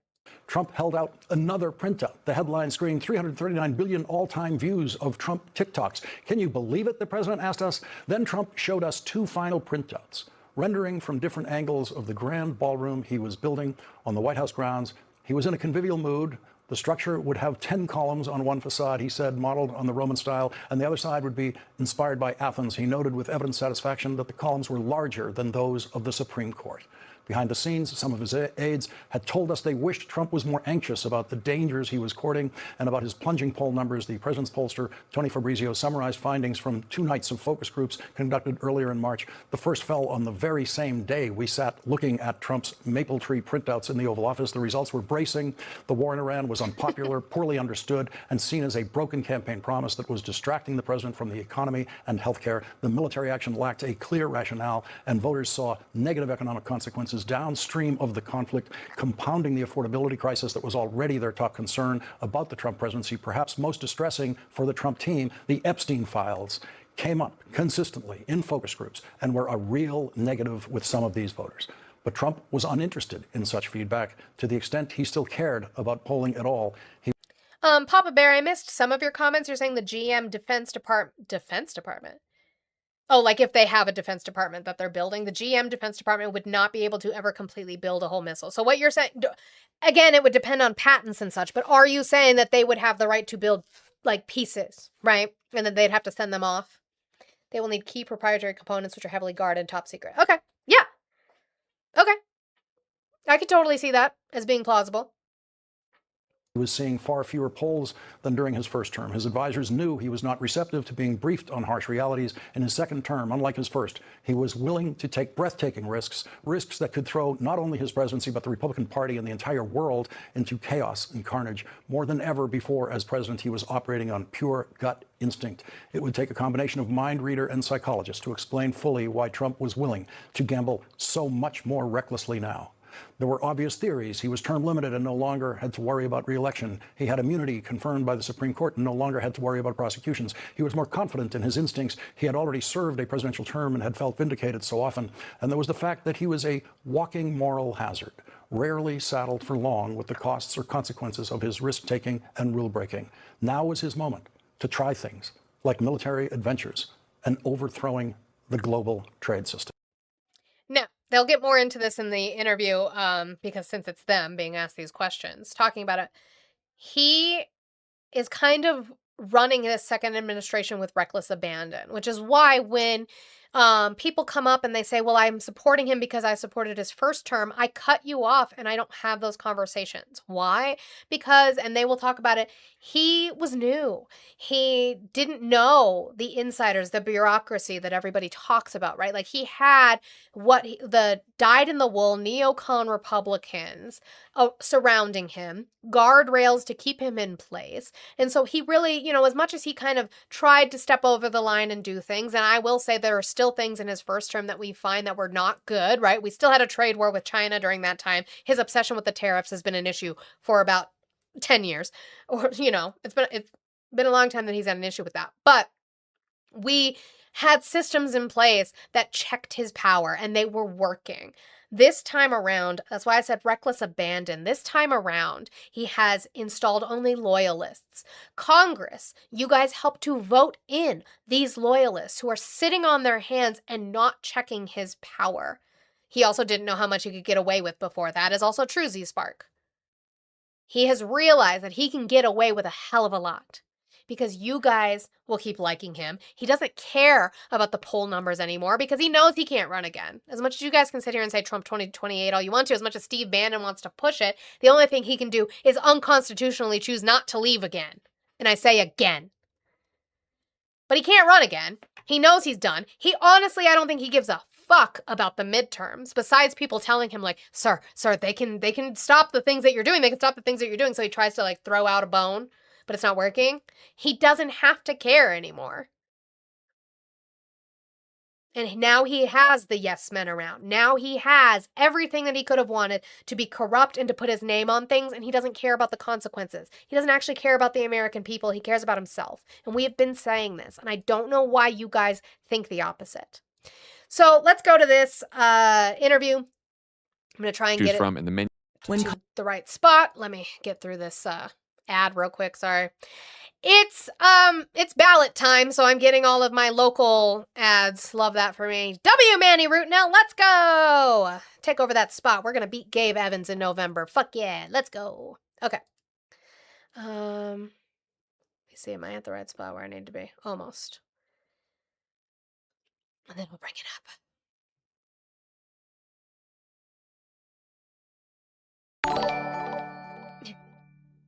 Is Mitch as far as I know, Mitch Yertle the Turtle is alive, as far as I know.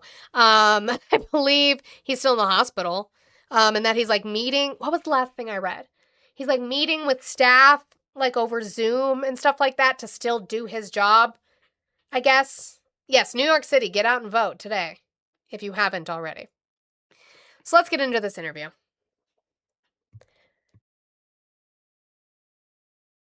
I am thrilled to be joined by the authors of the new book, Regime Change Inside the Imperial Presidency of Donald Trump, Maggie Haberman, Jonathan Swan. Great to see you both. Thank you. Thanks for having us. Thank you for doing this. So, first of all, congrats on the book and for getting this thing into the world. I know a staggering amount of work went into this book. I think you have over 1,000. RC story. If he wanted to, he could run again. No, he can't. Why do you guys hate the Constitution so much? What? I agree, Papa Bear. Most presidents' second term is different. This is just really different. Interviews. That is remarkable. And the result is just this incredible page turner that provides a level of insight into how Donald Trump operates and how this administration works that I just haven't found everywhere else. And I'm a total sicko, and I follow this for a living, and I follow these people for a living, and I was learning a lot. And I know you both are sickos who follow every move of this president. Maggie, I know you had the good fortune of getting to know him back in New York a long time ago. So you guys know the subject as well as anyone. So my first question is just a general one, which is for both of you. What's the top line takeaway for you in terms of what you think has changed from Trump 1.0 to Trump 2.0? And then after that, I was hoping you both could just sort of tell us about the experience of bringing this reporting to Donald Trump and having to interview him about it. Why don't we start with you, Maggie? Sure. So one of the things that we tried to convey in this book, and I think we did. RC story, did my head explode when you say it, or did I calmly say he can't? Why do you hate the Constitution? Did my head explode? Did I rage out, or did I just say he can't? Are you okay? See, that's the thing. Trump has not given you guys anything beneficial for the American people. No, he hasn't made your lives better. He hasn't made it easier for your family to get food or find a job or anything like that, buy a car, buy a house. He hasn't done any of that. What Donald Trump has given you is allowed you guys to delve into your isms and your phobias and allowed you to own the libs. And for some reason, you think that's going to satiate you enough to get through in life. I didn't vote for that man. I knew he wasn't going to do anything for the American people. I didn't think it would be this bad. I knew it would be bad. I didn't think it would be this bad. I didn't think the corruption would be so open. I knew there would be corruption. I didn't think it would be this open and in your face, and you guys would still pretzel to glaze his taint. But here we are. But even if Kamala would have won, I would be here to ensure that she followed through on her promises, to ensure Congress helped her follow through on those promises or talked about the things that she could not do. If she went back on promises and continued to aid Israel in the genocide of Gaza, I would still be here. Because my job as a political commentator and a political content creator is to critique politics. It's not to own people. You might not like me. That's okay. I might disagree with a lot of the things you say. That's okay. I would still like it for you and your family not to struggle. You would like to see me upset, crying, raging, screaming, because that's how you get your rocks off. I'm sorry. I guess my rose does a better job than that I don't need to do that, and I can still want the benefit for the entirety of America, regardless how they voted. And Donald Trump is just not giving us that. Tommy, is that this is just a fundamentally different term than Trump won. This is a very different presidency. This is not 2017 anymore. This is not people who this president had never met before serving, not just throughout this administration, but in his White House. This is a group of people who are deeply aligned with him. And guys, while we're sitting here real quick before I get this going again, I apologize for pausing it so many times, but for 96 people being over here on TikTok, thank you so much for hitting 200,000 likes with 30 minutes left to go in my show. Holy shit, you guys are fucking amazing. I appreciate it so much. 210,000 technically. I was just saying we got over that 200,000 threshold. You guys are amazing. Oh my God. Give your fingers like a little bit of a break and then let's keep going. Let's see how high we can get. But thank you guys so much. My finger hurts. Thank you, DJ Bookie. I love you so much. Thank you. Thank you. You guys are amazing. Again, give them a break. Give them a break. Stretch them out. Put them in ice. Whatever you need to do. And then keep going. Okay? I would appreciate that if you could do that. Guys, I have 3467 left in my goal. So let's try and work on getting that finished, please. What can I say except you're welcome? Cash App, Venmo, PayPal, all in the link trees in my bio. If we could get that down with a $1 train, a $2 train, start working on that, I would appreciate it so very much. If you're watching over on YouTube and you have not thumbs up the stream over there on YouTube, I would appreciate it if you did. Kilo, he said the author looks like me a little bit. I guess, maybe, sure. Colorado Gamer, I wasn't talking to you. I know Justin is talking to you, so I was talking about the Constitution because I was talking to RC Story. You are talking about, you're talking about the Declaration of Independence and how it mentions God, because the Constitution does not mention God. You said it overrides the Constitution and it supersedes terms, conditions by companies that oversee you every day. What are you talking about? Yeah. You said it supersedes all law. Are you okay? You just said that the Declaration of Independence supersedes all law and supersedes the Constitution? RC Story, do you want to see me crash out? Because I can't. That's the kind of stuff. Because RC Story, although you're trying to get a rise out of me, I think Colorado Gamer actually believes that. Please take a long government class. Him, who had spent many, many years thinking of, some of them, not all of them, but thinking about how. Not so private playlist. You just said we need Sharia law because of women like this. You just said we need law. They could use the levers of power for a specific agenda. Trump himself has been thinking about various Magna aspects Carta. of his presidency, one of which he's been very open about, which is retribution. And you are seeing a president wield power in a way that is fundamentally changing the way people look at America around the globe, the way Americans interact with their president, and certainly not in our lifetime that we've seen this. I'm not sure there has been something like this. And we tried to show additionally. See, Colorado Gamer. Colorado Gamer, you have MAGA disagreeing with you now. Papa Bear and I don't tend to agree on a lot, except we actually agreed on the mechanisms for which GM might be able to make weapons today, which is great. But me and Papa Bear don't agree on a lot of things. I've crashed out on Papa Bear in here quite often. And Papa Bear just said that the Constitution is the law of the land, which I agree with. So, maybe you should take it up with your own people, because that's not smart. Get out of Colorado. Get out of my state.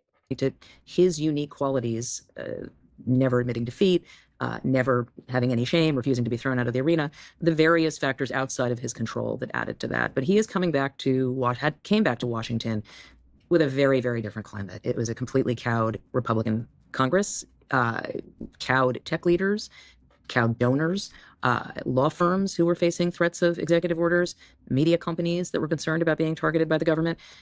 And he has very happily wielded that power. I agree with everything Maggie said. Look, listen, I'm going to read this book. I'm excited to read this book. I'm excited to have you watch the interview. The product placement is sending me. She had two of them above her right here, and then she had one to the side right here, and he's the same thing. Like, I get it. We got it. What's the name of your book? We know. It's really hard to emphasize sufficiently And also, Papa Bear, I apologize. I was not trying to classify you as MAGA, so I apologize for that. how different this is from term one. It's almost unrecognizable in the way he's operating as president. And I'll just give you one kind of other way to think about it, which is in term one, he was quite reactive to domestic politics. The polls were down. He would be reactive to that stock market. What's it doing today? Now, I will say, as he goes into this is something that Papa Bear brought up, which is true, which is that, most presidents care in their first term. Why? Because they're looking for re-election, and they're looking for midterms. What surprises me, actually, I'm not surprised that he doesn't care in his second term because he can't get re-elected. What surprises me is that he doesn't care right now. Like, I would say the last 2 years, I could see really, really not caring, but this time around, I'm surprised that he doesn't care as much as he does right now because of midterms. Because losing the House and possibly the Senate, I still don't see us winning the Senate, but possibly the Senate, right, is going to put a stop to a lot of the things he wants to do. So then he will have the judicial system against him and the legislative system against him right now, which he doesn't, right? Right now it's just judicial. But he will then have the legislative against him. So I'm shocked that he went so reckless abandon, because there is still things people can do to him and his administration after midterms. What did he last see on TV? And I still think that's a lens through which people are viewing him this term. I still see a lot of kind of commentary that kind of analyzes him through that term. Look, it's not binary, it's not black and white. It's not to say he doesn't care at all about those things in the midterms, but he cares far less. Donald Trump this term, we picked this up pretty early. It's 1.25 speed, Audie. They were talking so slow. In our reporting, and it became very evident when we sat down finally across from him, he views himself and is trying to create this for himself as a capital G great man of history, as a sort of Napoleonic figure. And he literally handed us this 2-page document when we were there. Now, that's what we talked about, which cornered rats are dangerous, Chris. That is true.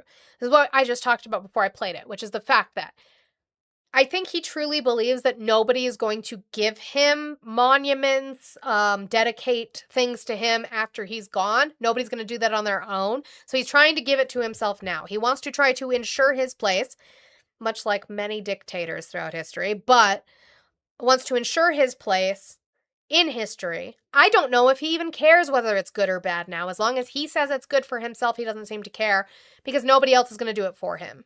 And that's where he's getting pushed back because all he cares about is monuments, his namesake, Trump, the Arc de Triomphe, the Trump promenade that he's now talking about doing. Like this, these are things he's trying to do that have no effect on the American people. We don't care because it doesn't affect us at the kitchen table, but here we are. With him in the Oval Office, which he said was written by a historian, and it compared him to what he described as the quote-unquote top 10. Mao, Stalin, Hitler, Alexander the Great, Genghis Khan, Attila the Hun, William. So what he's saying is that Trump, because remember, these two who wrote this book, okay, Maggie Haberman, Jonathan Swan, went and met with Trump and asked him questions. They had an interview with him in the Oval Office for their book, okay? And while they were there, he brings up a list from a historian. They'll get into that in just a minute, but from a historian saying that he was going to be up there with the likes of Stalin, Mao, Hitler, Alexander the Great, names that you definitely do not want to be associated with. But apparently he touted that as a good thing. The Conqueror, the Caesars. So, and, you know, I'm not sure that most American presidents would be happy about being included in that company. Not at all. He was relishing this comparison. It wasn't a moral comparison. There was actually almost no mention of morality or values in this document. It was purely comparing them on the metric of power. And the assertion that this... Because that's all he cares about, is the amount of power he has. Not what he does with it, but the amount of power he accumulates. Quote-unquote historian made was... I didn't say, I said much like dictators. I didn't say he was one. I said much like dictators. That Donald Trump is the most powerful man who's ever existed on the planet because he's in charge of the United States, the most powerful military that's ever existed, the most powerful technology that's ever existed, but that he's willing to use that power. And, you know, as peculiar as the source of the... Blue-green, I actually could see that happening. I could see that. I think, if you guys don't know on TikTok, he comes on with Hector a lot. Ford News, if you don't know Ford News, I think you should follow him. But I agree with what he said last night, which is that if and when the Democrats take back the House, I don't know that working on I think you do one. They talk about that. I think you do one. Do one instance of impeachment because it's not going to pass in the Senate anyway, right? It's not going to pass in the Senate. When you go after Trump, it seems to empower him and empower his base. I do not want, after the midterms, I do not want the Democrats to be focused on impeachment after impeachment after impeachment. I want us to stop what he's doing. Now, if they think impeachment's the way to do that, you can try it one time, but I don't think it's going to pass in the Senate. I think he will get acquitted in the Senate and not convicted. So what good is that going to do for us? What good is that going to do? Maybe actually work on stopping what he's doing. His executive orders, the things he's doing. Pass legislation. Do that. Thank you for calling the stream. Can I get your age, state, and who you voted for? My name is Copen Janice. Okay, sure it is. So I actually would agree with you. Sorry, was it green? I would agree, or blue-green, excuse me. I would agree with you that would give the Republicans and Trump and whoever Trump starts to appoint as his successors, I think that would give them power to go after him like that. If you want to go after him legislatively, fine. But yeah, I don't think that they should waste their time doing that. This information was, it actually turned out not to be a historian. It was Gary Player, the golfer's former caddy. Okay. But setting that aside, the thesis actually was not so dissimilar to the reporting that we had been doing, which is this is a president now who is willing to take enormous risks on the global stage, whether it be going in and snatching a sovereign head of state out of his bedroom in his pajamas without even talking to Congress, whether it be starting a new war in the Middle East without even talking to Congress, starting a trade war against the whole world, which he did last April. He wants to put his imprint on the world and this country and build monuments to himself. And he's far less concerned about whatever the latest polls are or the midterm elections or the future of the Republican Party than he is making Donald Trump a capital G great man of history. Wow. Gary Player's caddy. What a, okay. Hot start, guys. This is, So the historian that Trump is referencing is some famous golfer's caddy. Okay. Thanks, Peter Navarro, Ron Vara. Glad we got there. That's an amazing anecdote. Okay, so there's so much I want to ask you about. I personally think, for me, the corruption has been the most shocking part of the second term. We could go down the list. There's the stock trades. There's the people trading on the Maduro operation on Kalshi. There's the secret $500 million sale of the crypto business to the Emirati-backed firm. There's the pardons. There's the Qatari jet. The list literally goes on and on. But I want to focus on the jet for a minute because you report in the book that Qatar initially wanted to be paid between $150 to $200 million for the plane, but then suddenly the plane was a gift. And you said the idea for making it a gift was, quote, generated at the POTUS level. And I was wondering if you could unpack what that means a little bit, and then just your sense of Trump's general mindset about using his office to make money and how that mindset has sort of extended or not to his family, his staff, and the people around him. So working backwards on that one, Tommy, on the Qatari jet, and that was really the first neon sign example of what we saw with this president outside of the crypto business, which, came into existence in 2024 during the campaign. That alone was a norm that was completely shattered. We've not seen a president do something like that before. Now, if you don't remember that, he started it in 2024, but we didn't really see the traction of it until a few days before he was inaugurated into office, which is that he started World Liberty Financial, but he also had meme coins. He did Trump coin and he did Melania coin. The meme coins were rug pulls. We saw that much like the Haktua girl. She had a meme coin as well, where it was really, really high and then it just shot down low. And he made a shit ton of money on that. Now, unethical? Yeah. Legal? Yeah. Unethical, definitely. And that was before he came into office. We've talked about his crypto company. We've talked about his stock buying and his stock trading and bond trading. We've talked about that and the unethicalness of that. He is just making money in front of your face off of you, and you guys don't seem to care, and I don't know why, but it has just been so blatantly in your face versus trying to hide it. And that is what is abnormal. Is that, yeah, corruption exists. We know corruption exists. Most people try to hide it.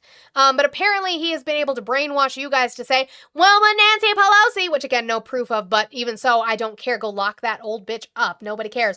But you guys just pivot to whataboutisms instead of caring that he's doing it to a bigger extent. It speaks to a mindset that is across this government. It is certainly clear for this president, and it is clear for members of his family that they feel like they gave up a lot. I mean, they openly say this. We gave up a lot because Trump ran. We were under investigation. We lost lots of money. We lost, golf tournaments at our clubs and so forth. And there's no laws for him. The big one that they talk about is being debanked, which they weren't. It's not like the government themselves did not debank the Trumps. What happened is that most banks decided to stop doing business with them because they could not guarantee them with their money and the fraud that they were committing. This, and there's nothing that stops this. And Trump openly said this to some of our colleagues earlier this year, actually. And he also said, nobody cared.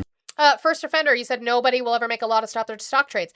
Josh Hawley has one there. He has one. It's called the Pelosi Act. He has one put forth that would keep Congress from being able to trade stocks and would keep the president and the cabinet from being able to trade stocks. He's a Republican from Missouri.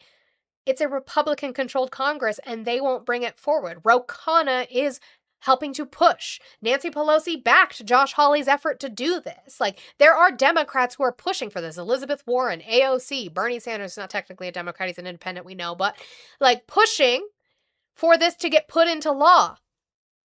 Donald Trump called Josh Hawley to say, hey, I know it says president, but can we make it's any president after me? And Josh Hawley was like, yeah, I guess. But they are pushing. There is a law for it. Why hasn't the majority Republican-held Congress pushed for it? I mean, we know why, but Democrats are pushing for it right now.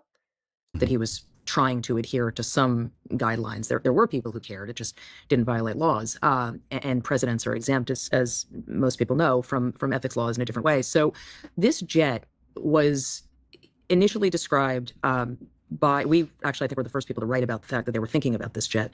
Suddenly there was this memo, this joint memo from the DOJ and the White House counsel, and it was that there was nothing that was going to prohibit the government from accepting this jet and then it being transferred over to the Trump library. It is true there have been times in history of this country when the Defense Department has accepted gifts, right, in the forms of plane or aircraft or whatever, not usually quite like this. And yes, this was an older jet that the Qatari royal family had used. It was not brand new. They, according to our reporting, did initially want to sell it, and then it suddenly became a gift. And generated at the POTUS level, in our understanding, it was conversations that people close to the president were having with counterparts elsewhere as to how to acquire this. I think there's still a lot to be learned about how it happened, but remember, the president described this as a free jet, that no taxpayer money would go to it. In fact, it has cost several hundreds of millions of dollars in taxpayer upgrades to make it safe for a president. Right, because we have to retrofit it. So we have to retrofit it. We have to sweep it for bugs to ensure, because it's coming from Qatar, to ensure that there are no bugs on it. We have to make sure it is secure for the president to be able to ride on. So there was taxpayer money that was put into this. Now, remember, like they're saying, it goes into his presidential library when he leaves office.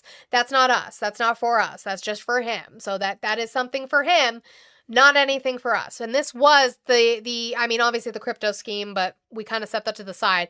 The jet after he was in office was really the biggest first step for him to see if he could push it with you guys about corruption and getting things bribes, possibly, better favor, most likely. And you guys twisted and bent to glaze him for it. You guys gave him the excuse he needed so that he could keep pushing to do more and more corrupt things in your face, but the jet was really the first. And you guys let him get away with it. We talked about it. We said how it wasn't good. We said how he talked about the fact that Qatar was a funder of terrorism in 2017. In the 2017 speech, he said that. And yet here we are, all these years later, and he's willing to take a jet from them as a gift to himself. And you guys didn't care. It's just got delivered in He doesn't get to do business while he's in office, Kona. He's the president. Recent days. So that was one example that made clear that we were just in a very, very different world. It took months of reporting by the Wall Street Journal to uncover that secret sale of a 49% stake in the Trump Kona, what money is he making for the United States? He's not. He's making money for himself. Crypto company that they have with the Witkoff family. I think it was an Emirati royal family-backed company. There are other deals that the Trump family is engaged in. And again, the posture has been, nothing prohibits this. We're allowed to. It's so blatant and on a scale we have just never seen before. There have obviously been accusations of self-dealing from presidents in the past. This is unlike anything that I can recall seeing and really being written about in modern history, at any rate. And I do think that the public is starting to pick up on it. That is puncturing something that he had been able to hang on to for a long time, which was this sense that, he is a successful businessman. He didn't gain anything from this. There is a recurring theme, and it's hard to ignore. Yeah. And Jonathan, staying on this corruption piece, we've heard about the ballroom. We've heard about the Arc to Trump, the PAC fundraising. You guys do a bunch of reporting on the Trump Presidential Library Fund. In fact, you report that Commerce Secretary Howard Lutnick personally donated $25 million to the Trump Presidential Library Fund, and that this donation came after reports about Lutnick's kids maybe making money off of administration policy in a way that was deemed unsavory in the press. I'd love to hear more about that. And then also, can you talk about, it sounds like Eric Trump is leading a very aggressive effort to raise money that includes individuals like Mohammed bin Salman, the Crown Prince of Saudi Arabia, sovereign wealth funds in the Gulf, just sort of blatant conflicts of interest. I'd love to hear more about it. People around Trump have described to us that they want to raise $2 billion for his presidential library. And if you've seen it, it's essentially a tower that looks like the Freedom Tower that sort of towers above the Miami skyline. In no way is it a presidential library. And you've seen like the montage if you go in there and there's like a gold statue of Donald Trump and restaurants and God knows what else. So the reason we found out about the Howard Lutnick example is in the Oval Office, Trump brings it up. There was something that Howard Lutnick said, and Trump said, this is in front of a group of people, something to the effect of, the only reason I put up with Howard's bullshit is he gave me $25 million. Wow. And you know how Trump just, the way he talks, and and other times you say, Howard's so great, I just asked him for the money and he immediately gave it to me, or some version of that. But what we also found is that people around Trump, Eric Trump and others, have been approaching and discussing with Gulf monarchies funding this library. And often the trail heads back to the Gulf. Correct. You know, this is what makes a lot of this so remarkable, is you have an administration that is conducting foreign policy, dealing with the Gulf. I mean, selling chips, highly advanced chips to the Emirates, at the same time as the Emirates are putting $2 billion into the Trump and Witkoff family crypto business. You have... Why doesn't that bother you? Like, that should bother you. He is giving access to some of the top-rated technology chips that we have to the UAE at the same time that they funneled $2 million into his crypto business, into World Liberty Financial. You don't have any issue with that? Like, I just don't understand it. I don't see why you think him making money for himself and enriching himself does anything for you. It doesn't. It's not doing anything for us. The Qatari jet, the Trump family business doing all kinds of deals in the Middle East. And are mad about us getting foreign aid. What foreign aid? This is for him. They poured money into World Liberty Financial. That doesn't go to us. And then the business of state. It's just one giant, playground, really, with no borders between, let's just say, it's very hard sometimes to delineate the borders between official business and private business. And so that it's almost impossible to cover, because I truly think we only know 1%, maybe 5% of what's going on. Yes. And this is a story That's that scary. our colleagues have done phenomenal reporting on, people like Eric Lipton, the Wall Street Journal and others. We've done our modest part of it that we've tried to contribute in this book. But my Lord, I don't think we really have a concept of the breadth and depth of this yet. I really don't. No, and one thing, Tommy, that I would just add is the figure $2 billion, it's double to a presidential library. Excuse me, I apologize. $2 billion into his presidential library. That I think you might be familiar with. And our understanding from our reporting is that that's not a coincidence. President Trump has never stopped being very focused on President Obama, but he was also, in our reporting, found delighted that President Biden is having a very hard time fundraising, and that just made him want to do more. But to Jonathan's point, the models that they have for this library, it's a hotel, is how it's conceived. Right. You said, so you expect us to be the world police without a price. No dice. This is not Biden's administration. Again. What about Biden? Get some help for that. Your Biden derangement syndrome is a problem. But no, I don't expect us to be the world police at all. I would prefer it if we were not the world police. I thought that was a conservative value. It's interesting that it is now to be on the left side, that we would like it if you would stop being the world police. And even if we are the world police, I'm not saying it doesn't come with a price. Why is that price funneled directly into Donald Trump's personal accounts? That is not investing in America by investing in World Liberty Financial. I don't think you're clocking it here. Right. And they are also still planning on taking this Qatari jet with them. I don't know what that looks like for Air Force One for another president in 2.5 years, but Jonathan is right that there is a lot more to be learned here. We don't pretend to think we have covered the waterfront. Yeah, I mean, the crypto transactions alone are, you can't possibly follow who is buying Trump coin or Melania coin on any given day. I mean, the opportunities for corruption are just staggering. Maggie, one thing that reading the book really helped me understand in a new way was just how chaotic the management of the country and then Trump's own time when he's in the Oval Office really is. You described Trump's time in the Oval Office not really as a day that is structured with meetings, but more like kind of a rolling bull session with some advisors, whoever's in town visiting. You guys report on a scene where there's some poor NSC goons in the corner trying to get sign off on a classified program.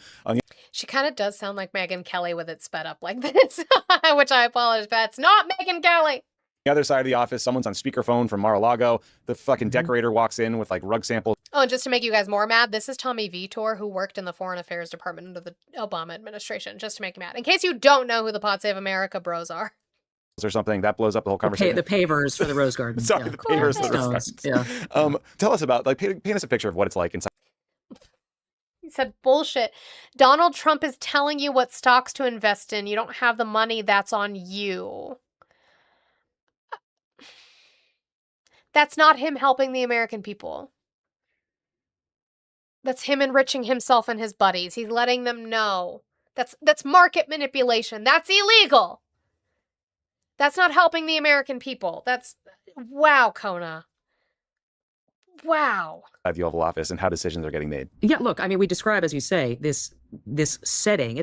We're describing sort of an average day, right? And you could take any given moment over the course of the last 17 months, 17 and a half months, and one meeting collides into the next. And by the way, guys, it is noon. I know that is my ending time. I don't know who we're rating after this, but we are going to finish this segment. So we are going to finish this. We're going to finish this interview. While we are sitting here, can we make sure that we are still doing taps? You guys hit 250,000 likes. Thank you guys so much for that. I appreciate it. If you're on YouTube and haven't hit that thumbs up yet and you're still over there, I would appreciate it if you did. But we have 34, 6, 7 left in my goal. If we could knock that down with a $1 train or a $2 train as we go into a little bit of overtime, I would appreciate it so very much. Cash App, Venmo, PayPal, all in the link tree in my bio. Let's try and get that accomplished here today, okay? Thank you so much.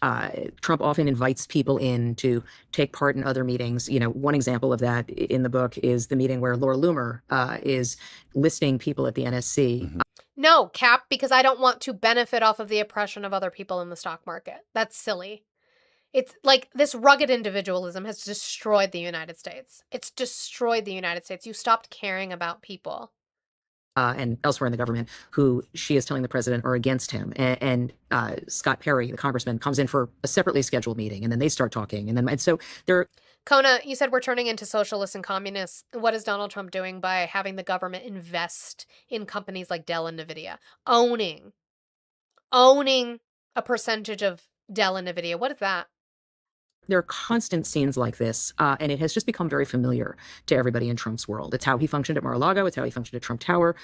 Some of this was the case in term one. It is much more expansive now. In terms of how the government is being managed, what was really striking to us, and we do describe this in the reporting in the book, is just how small the group of people running this government is. If they are, there's a handful of people, and at their agencies, at the State Department, at the Pentagon, at the CIA, at ODNI, you can go down the list, and if they are not, people leading those agencies are not in the. You're right, Nate. Nancy Pelosi allegedly wrote the book on stock investments because her husband was a stock trader. You're right. Go get her. Have her investigated. But also have him investigated. I don't care. And Kona, that's cute. You have fun with that. Tell Kash Patel I said hi. Room with the president, if they're not in the Oval Office, they often don't know what's going on. One of the things that we talk about a lot is the fact that this administration makes a show of transparency, but they actually are quite good at keeping secrets when they want to and prefer it. There is a great deal that is kept secret, so much so that in the lead up to the Iran war on February 28th, the Energy Secretary and the Treasury Secretary had not been part of most of the meetings. The two people who would be impacted by a global energy crisis the most in this government were not part of it because this government is also very paranoid and worried about leaks. And that's also why you see the Situation Room used the way it is so often. Yeah, and it's probably not going to be helped by your book because we're all reading about the big freak out about, everyone wondering about your sourcing, which I will not ask you to comment on. But Jonathan, related to the kind of management question is just the picture you paint of how Trump gets information for. Which I have a video clip on, by the way. Excuse me. They are asked by MS Now if they have tapes and what the tapes are. Now, what Jonathan Swan says to that is interesting. He says, we will not talk about the tapes. In essence, admitting that there are tapes. I mean, I wouldn't ask them to reveal their sources either, but if they have tapes. For example, you guys report. Although at the same time that we're talking about this real quick, let me just tell you that I'm so sick of, and that includes them. But they did it a lot quicker, so I guess it's fine. But I'm really, really, really tired of having these investigative reporters that have this information, that have these documents, that have these leaks, that have these tapes, holding on to them so that they can write and sell a book. This is democracy that we're talking about. This is really fucking important. If you have information on shit that they are doing, you need to fucking release it and not worry about selling books. I have a problem with that. That includes these two. That Trump was kind of largely oblivious about this massive fight within MAGA that has erupted over U.S. support for Israel. And that anecdote really shocked me because, it seemed like everyone was talking about and reporting on it.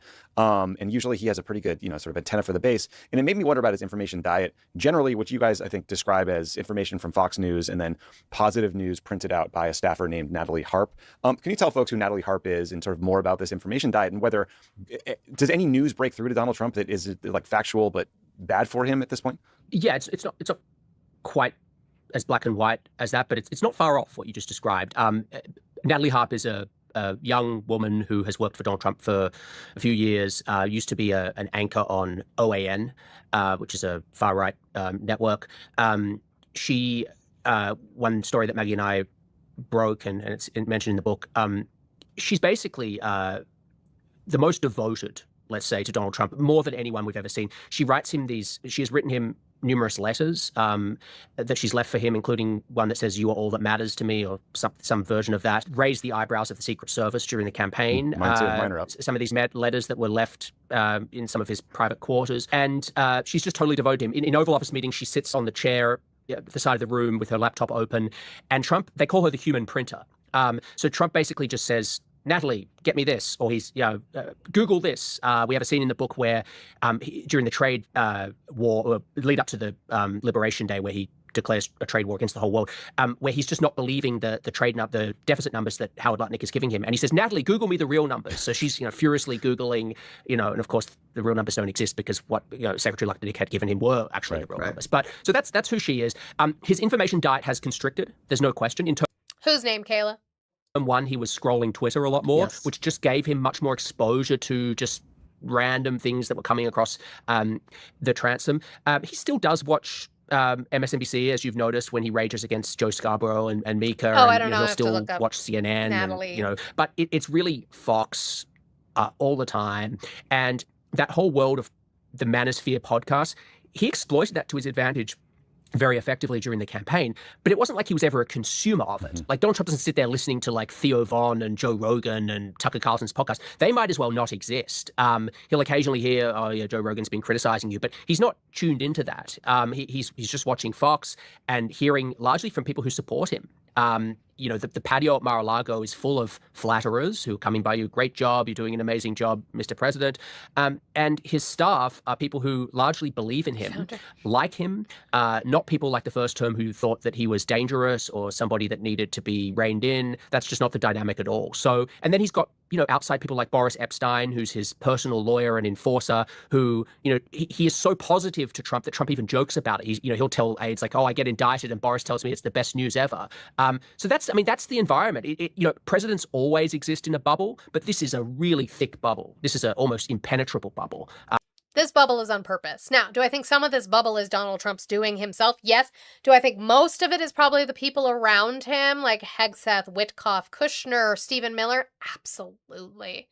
Abso-fucking-lutely. They're keeping him in a bubble on purpose. That Donald Trump exists in. He's also much less willing to believe the bad news is the other piece, frankly. I mean, people will bring him information and say things like, we've always heard him say some version of, to Jonathan's point about, bring me the real numbers. Those poll numbers are fake. The real ones are, Trafalgar or whatever, something that he considers to be more in line with how he sees the world. But it is harder for people who are trying to tell him that actually there are other things happening to get through to him that way. And just one addition to Jonathan's point about how often Fox is on. Fox is far less critical just in the main of him than it was at various points in term one. Not, Fox was obviously not MSNBC, but he received more criticism on certain shows than he does at all now, and that has. And we've seen that. I've shown you clips. We watch Fox News on this platform. It's not something that we hide. We play clips from them and how delusional they are and what they do to appease him. Has an impact too. Well, so that sort of brings me to my next question about the lowest moment. It wasn't a moment, it was the lowest several months, which was their handling of the Epstein files and mishandling of the Epstein files. I just want to get your read on how and why you think they mishandled it so badly. Chicky, that's called a condom, sweetie. Is this because there's no good answers? Like, Trump was really good friends with Jeffrey Epstein. He was for decades. He was a total creep at the time. Maybe there's not a great way to spin that. Did they misread the politics and not listen to the more online people like JD Vance who were warning them? And then relatedly, I mean, you guys have these incredible scenes in the Situation Room where Trump's team is trying to figure out how to do damage control for him, but the story keeps getting worse. We see the doodle that is in the Wall Street Journal that he put into the birthday book for Jeffrey Epstein. Did anyone you talk to say to you, like, you know what, it was personally pretty upsetting and demoralizing to learn that this guy we work for was actually part of this cabal that we had promised to take down during the campaign? Well, I think at the start of all of this, the first thing to understand is that from a staff point of view, you're limited in what you can do when the person you're working for, the president, wants it all to disappear. He wanted this whole thing to disappear. I mean, he didn't want transparency, he didn't want all this stuff to come out. And he would get snappy when people brought it up in his presence. So what the staff did was they had these conversations largely away from Donald Trump. They had them in the Situation Room for secrecy. As you know, Tommy, from your time this is one of the most. So we went over this reporting. We read through it. It was a long report. My voice was tired. I read through the entire thing on their reporting of what was going on in the Situation Room regarding the Epstein files. We went over that and how they were trying to make it go away. And actually, JD Vance was one of the only people who was like, just release it, release everything. And they were like, no, dummy, we can't do that because somebody was friends with him. Guarded rooms in the government as a national security command center, essentially, that they turned into a sort of Jeffrey Epstein crisis response center. And these. Brad, are you saying that they're talking bullshit and that's why they're talking fast? I have it sped up because they were talking slow. So the playback speed is faster if you're talking about them. These are the top officials in the government sitting around the table trying to craft a PR strategy. What was evident to his staff very early on was that, Donald Trump's name was all over these files. I mean, the New York Times, we found more than 38,000 references to Trump and his family and places like Mar-a-Lago in these files. But it was also just a sense of not knowing, really, what was out there and not being able to have these candid conversations with Trump. I do think one thing you said is true, which is early on, senior people on his team underestimated the political salience of this issue. And remember, for a lot of them who've gone through all kinds of scandal and crisis with Donald Trump, from their point of view, this is just another one. Right. Why would this be different from, Access Hollywood or, go down the list? But it was. And it was very frustrating to Trump himself because he's so used to telling his base, think this, do this, and it shall be done. And this was this issue where perhaps because. So, with the Epstein files, which he's going to describe why it was different, because that is what happens. He tells you what to think, he tells you what to do, he tells you what to say, and you come into my chat and you rail against me when all I'm asking you to do is to think for yourself, to think critically, to source the things that you're claiming that he told you to make claims of, and you don't give me any factually based sources for it. That's all I'm asking you to do. The reason why that was different this time is because, it was under the conspiracy right-wing umbrella, talking about an elite group of people who were trafficking and sexually assaulting young girls. And that was something that, although we on the left believed the victims, it was not something that was being looked at on this side. That's true. And I can say that that was a problem on our side. It was not being looked at, was not being talked about. But it was being talked about in the conspiracy circles. Come to find out, they were right on that. We're finding that there was, as the survivors said there were very, very, very rich people trafficking young girls and hurting them and harming them. And the reason why Donald Trump's think this way, do this, the way that I want you to do it, and the way I want you to say it didn't work is because that's where these conversations came from your side. And so it wasn't going to appease you. I will say, the problem with conspiracy theorists a lot of the time is a lack of evidence is more evidence to you, which is interesting to me. However, this time we actually had, I wouldn't even call it, you can call it evidence, but I'd say it brought up things that would make us question. We need to question why his name was in there so much. We need investigations, not just into him, but into Bill Clinton, into Bill Gates, into all these people whose names have been listed by these survivors. Why have the survivors not been being reached out to? We saw that. They said Pam Bondi has not reached out to them. Todd Blanche has not reached out to them. And here we are. But his usual, hey, shh, listen to me, is not working with his base on the Epstein files. Some of his own people had helped, whip up the hysteria and conspiracy about Epstein. The base just wasn't listening. Exactly, Chris. QAnon was right. They just got the party wrong. I mean, to be fair, they didn't even get the party wrong. That to me is a both sides issue. It does not matter. And I don't care. I don't care what your political affiliation is. If you were harming women and children, you need to get put under the jail. The base just refused to kind of take direction on that, and it just hung around. And one thing we obtained in our reporting for the book is private focus group research that Trump's team did this year. Cap, the talk has died down because he keeps doing other things. I did an entire hour and a half long segment on the Epstein files just a couple weeks ago. An hour and a half of my 2-hour show was dedicated to talking about the Epstein files. We were talking about Pam Bondi's testimony. We were talking about the survivor's testimony for the hearing that the Democratic Oversight Committee held in Florida. We went over that. I want Leslie Groff's transcript. I want Bill Gates's transcript. That one hasn't come out yet, but I want Leslie Groff's transcript. I want Bill Gates's transcript. Dershowitz, who is Epstein's lawyer, who was also Trump's personal lawyer during the first impeachment trial, is also sitting down for a closed-door interview. I want his transcript. And then guess what? After I get all of that information built up, because that's how I do my research, is I don't just say shit. I try to research it in depth. I will probably have another hour and a half long segment for you. I'm not stopping talking about it. Other people have. Not last year, this year, almost a full year after they first tried to start dealing with the Also, I'm not claiming that he's a pedo, Cap. I'm just saying, why are they not investigating anything? Why has Todd Blanche said we're moving on? Epstein thing. Epstein was still cutting through in these focus groups to an alarming extent for Trump's team. So, all these meetings happened, but it was a turning point, I think we can now say, with some level of confidence. Last summer is when Trump's political fortunes really started to decline. And one of Trump's advisors compared it to Biden's decision to withdraw from Afghanistan as sort of the moment in the Biden admin when you start to see, it's not dissimilar with Epstein, and it's still a problem, even to this day, politically. Maggie, you guys have reported on, a bunch of folks have reported on Trump enjoying to compare in public. No, Gambler, because Biden is not in charge of the DOJ. He appoints the person, and the Senate confirms them, and then their job is to go through court cases. But no, and also, again, Ghislaine Maxwell still had appeals filed through 2024. But Joe Biden himself would not be going through DOJ documents because he's the president. That's not his job. Rank Rubio versus J.D. Vance.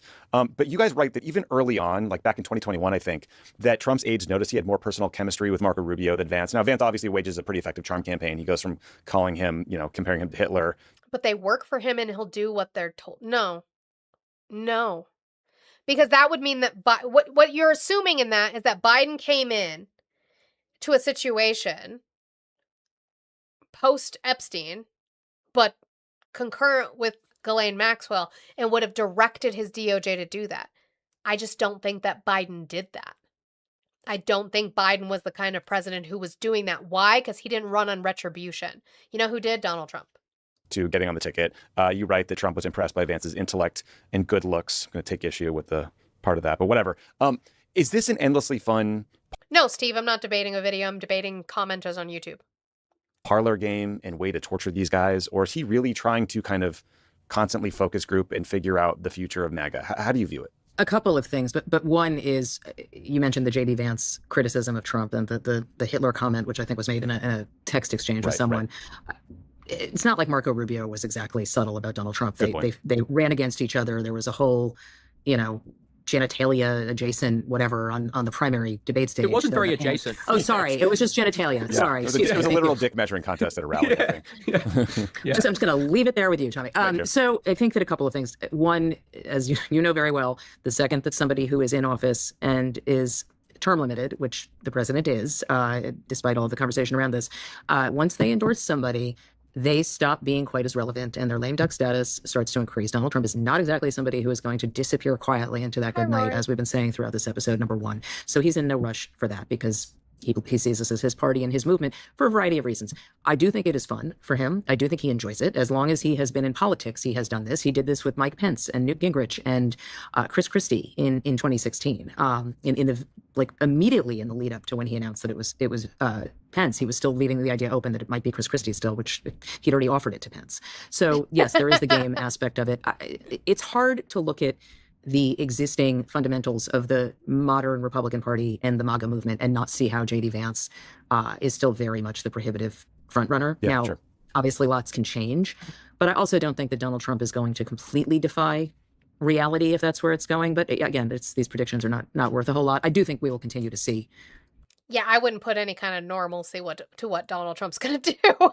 I wouldn't put any kind of projection on his normalcy because he's just taken all of our norms within our democratic system and thrown them in the trash. So much more of this going forward. But it's totally, on an interpersonal level, it's totally bizarre. I mean, we have a lot of this in the book, but we have a scene in the book where Rupert Murdoch comes to the White House for dinner. Yes. We're sitting on the same table as Trump in the Blue Room of the White House. And J.D. Vance and Marco Rubio are at the table. And Trump right there with the both of them at the table, asks Rupert Murdoch to assess each of them.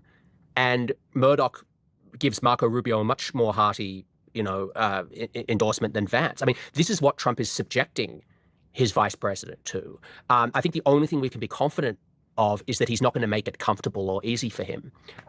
He's just going to keep doing this. It's just who he is. Yeah, I think the quotes you have is Murdoch says, I think JD has the potential to be great. And of Rubio, he says Marco is brilliant. So that'd be tough to hear.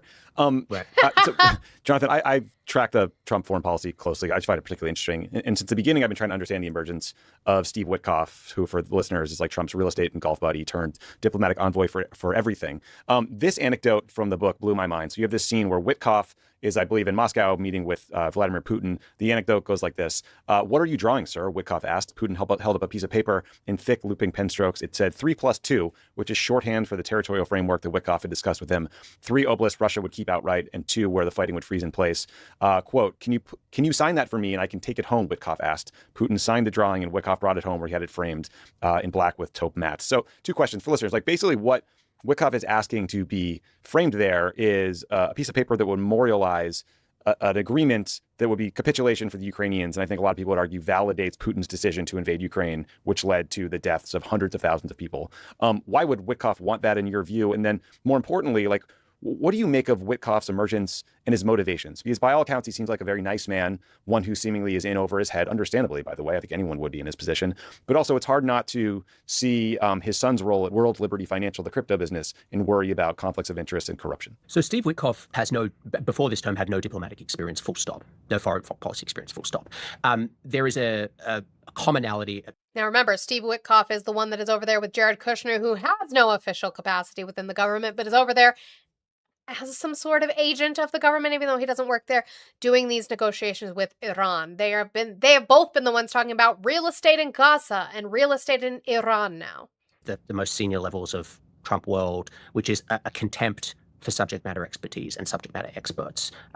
Jared Kushner would often, to others, speak with contempt about people who've worked on Middle East deals forever. And there's a feeling from these guys, there always has been, that they have fresh ideas, fresh answers, private sector thinking. You've heard all of this before.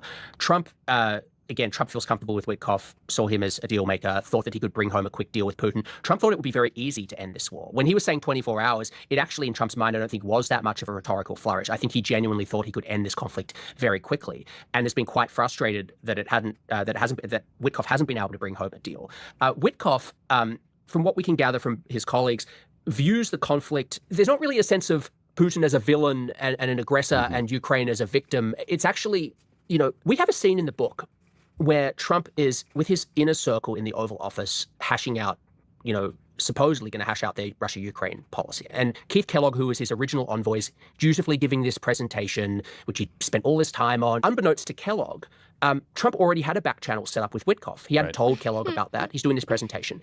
And during the presentation, Trump is interrupting him by saying things like, the only good thing about Ukraine is the women. They keep winning Miss Universe. Zelensky's 334 Kilo. He said 6 months from now, Don Jr. is going to be announced as his father's successor. I don't think so. One, I don't know that Don Jr. would want to. I think Don Jr. sees the benefit that he can get from government contracts, and I think he would rather have the money flourishing to the businesses the way it is right now. And if you have a friend in the seat, being able to do that for you is a lot better than trying to do it yourself. But I also don't think that Don Jr. is popular enough within the political space to be able to do that. I don't think he has his father's, which I don't understand, obviously, but for MAGA, they do. I don't think he has his father's charisma to be able to win the votes that way, which is why, that's why Vance and Rubio are going to have an issue there. Rubio is actually more liked by dyed-in-the-wool Republicans than Vance is, and so they're going to have a hard time pushing somebody because of how big Trump has made himself. It's going to be an issue for them in the upcoming elections. Terrible. He's destroyed his country. So when the animus comes out, it's almost never against Putin. It's almost always against Ukraine and Zelensky.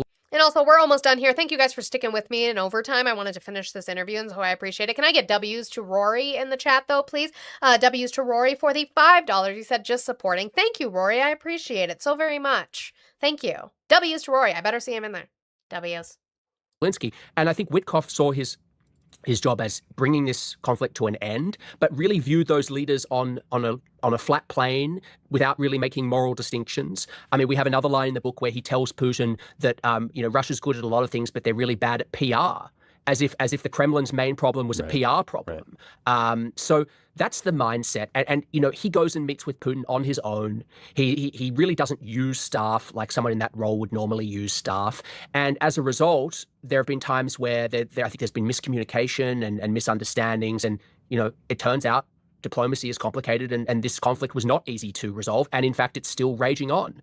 Many 24 hours after the initial 24 hours when he was going to solve it. Right. Well, I think down the road, maybe we'll learn more about this, whether there's a corruption piece of this to the Witkoff story. But listen, you guys have given me a lot of time on an unbelievably busy week. The book, again, is Regime Change Inside the Imperial Presidency of Donald Trump. I cannot recommend it highly enough to our audience who are... Which thank you to DJ Bookie that I will be able to buy that and have that ordered today. Yay! I'm so excited. Okay. So thank you guys. I will put that clip, even though we didn't play it in the outline, because we talked about it. So there's that. Thank you guys so much for your support. Thank you guys for sticking with me with overtime today. I do appreciate it so very, very, very, very much. We got really, really close on the goal today, and so I appreciate that, but we hit 274,000 likes on TikTok. You guys are fucking amazing. Thank you for the taps that you gave to me today. Super, super awesome. You guys knocked it out of the park. I can't even give you enough accolades for it. Thank you guys so very much. TikTok or Twitch and YouTube, thank you guys so much for being here. I appreciate it. I should probably set you up. I can set you up to go to RTP probably. I know somebody was saying there's not a lot of people on, and I don't like to raid men, and I don't have a lot of people here now. So, let me see. Let me go back to my main account and see where we're at. Yeah, so TikTok, we're probably not going to raid anybody. Let me set this up here. I can send you guys on YouTube and Twitch to RTP and get you guys going out of here. I hope you guys come back. I will be back tomorrow, 10 a.m. Mountain Time, whatever time that is for you. Also, tomorrow, so I will have my 2 hours like I normally do. Yeah, that was you. 10 a.m. to 12 p.m. Mountain Time.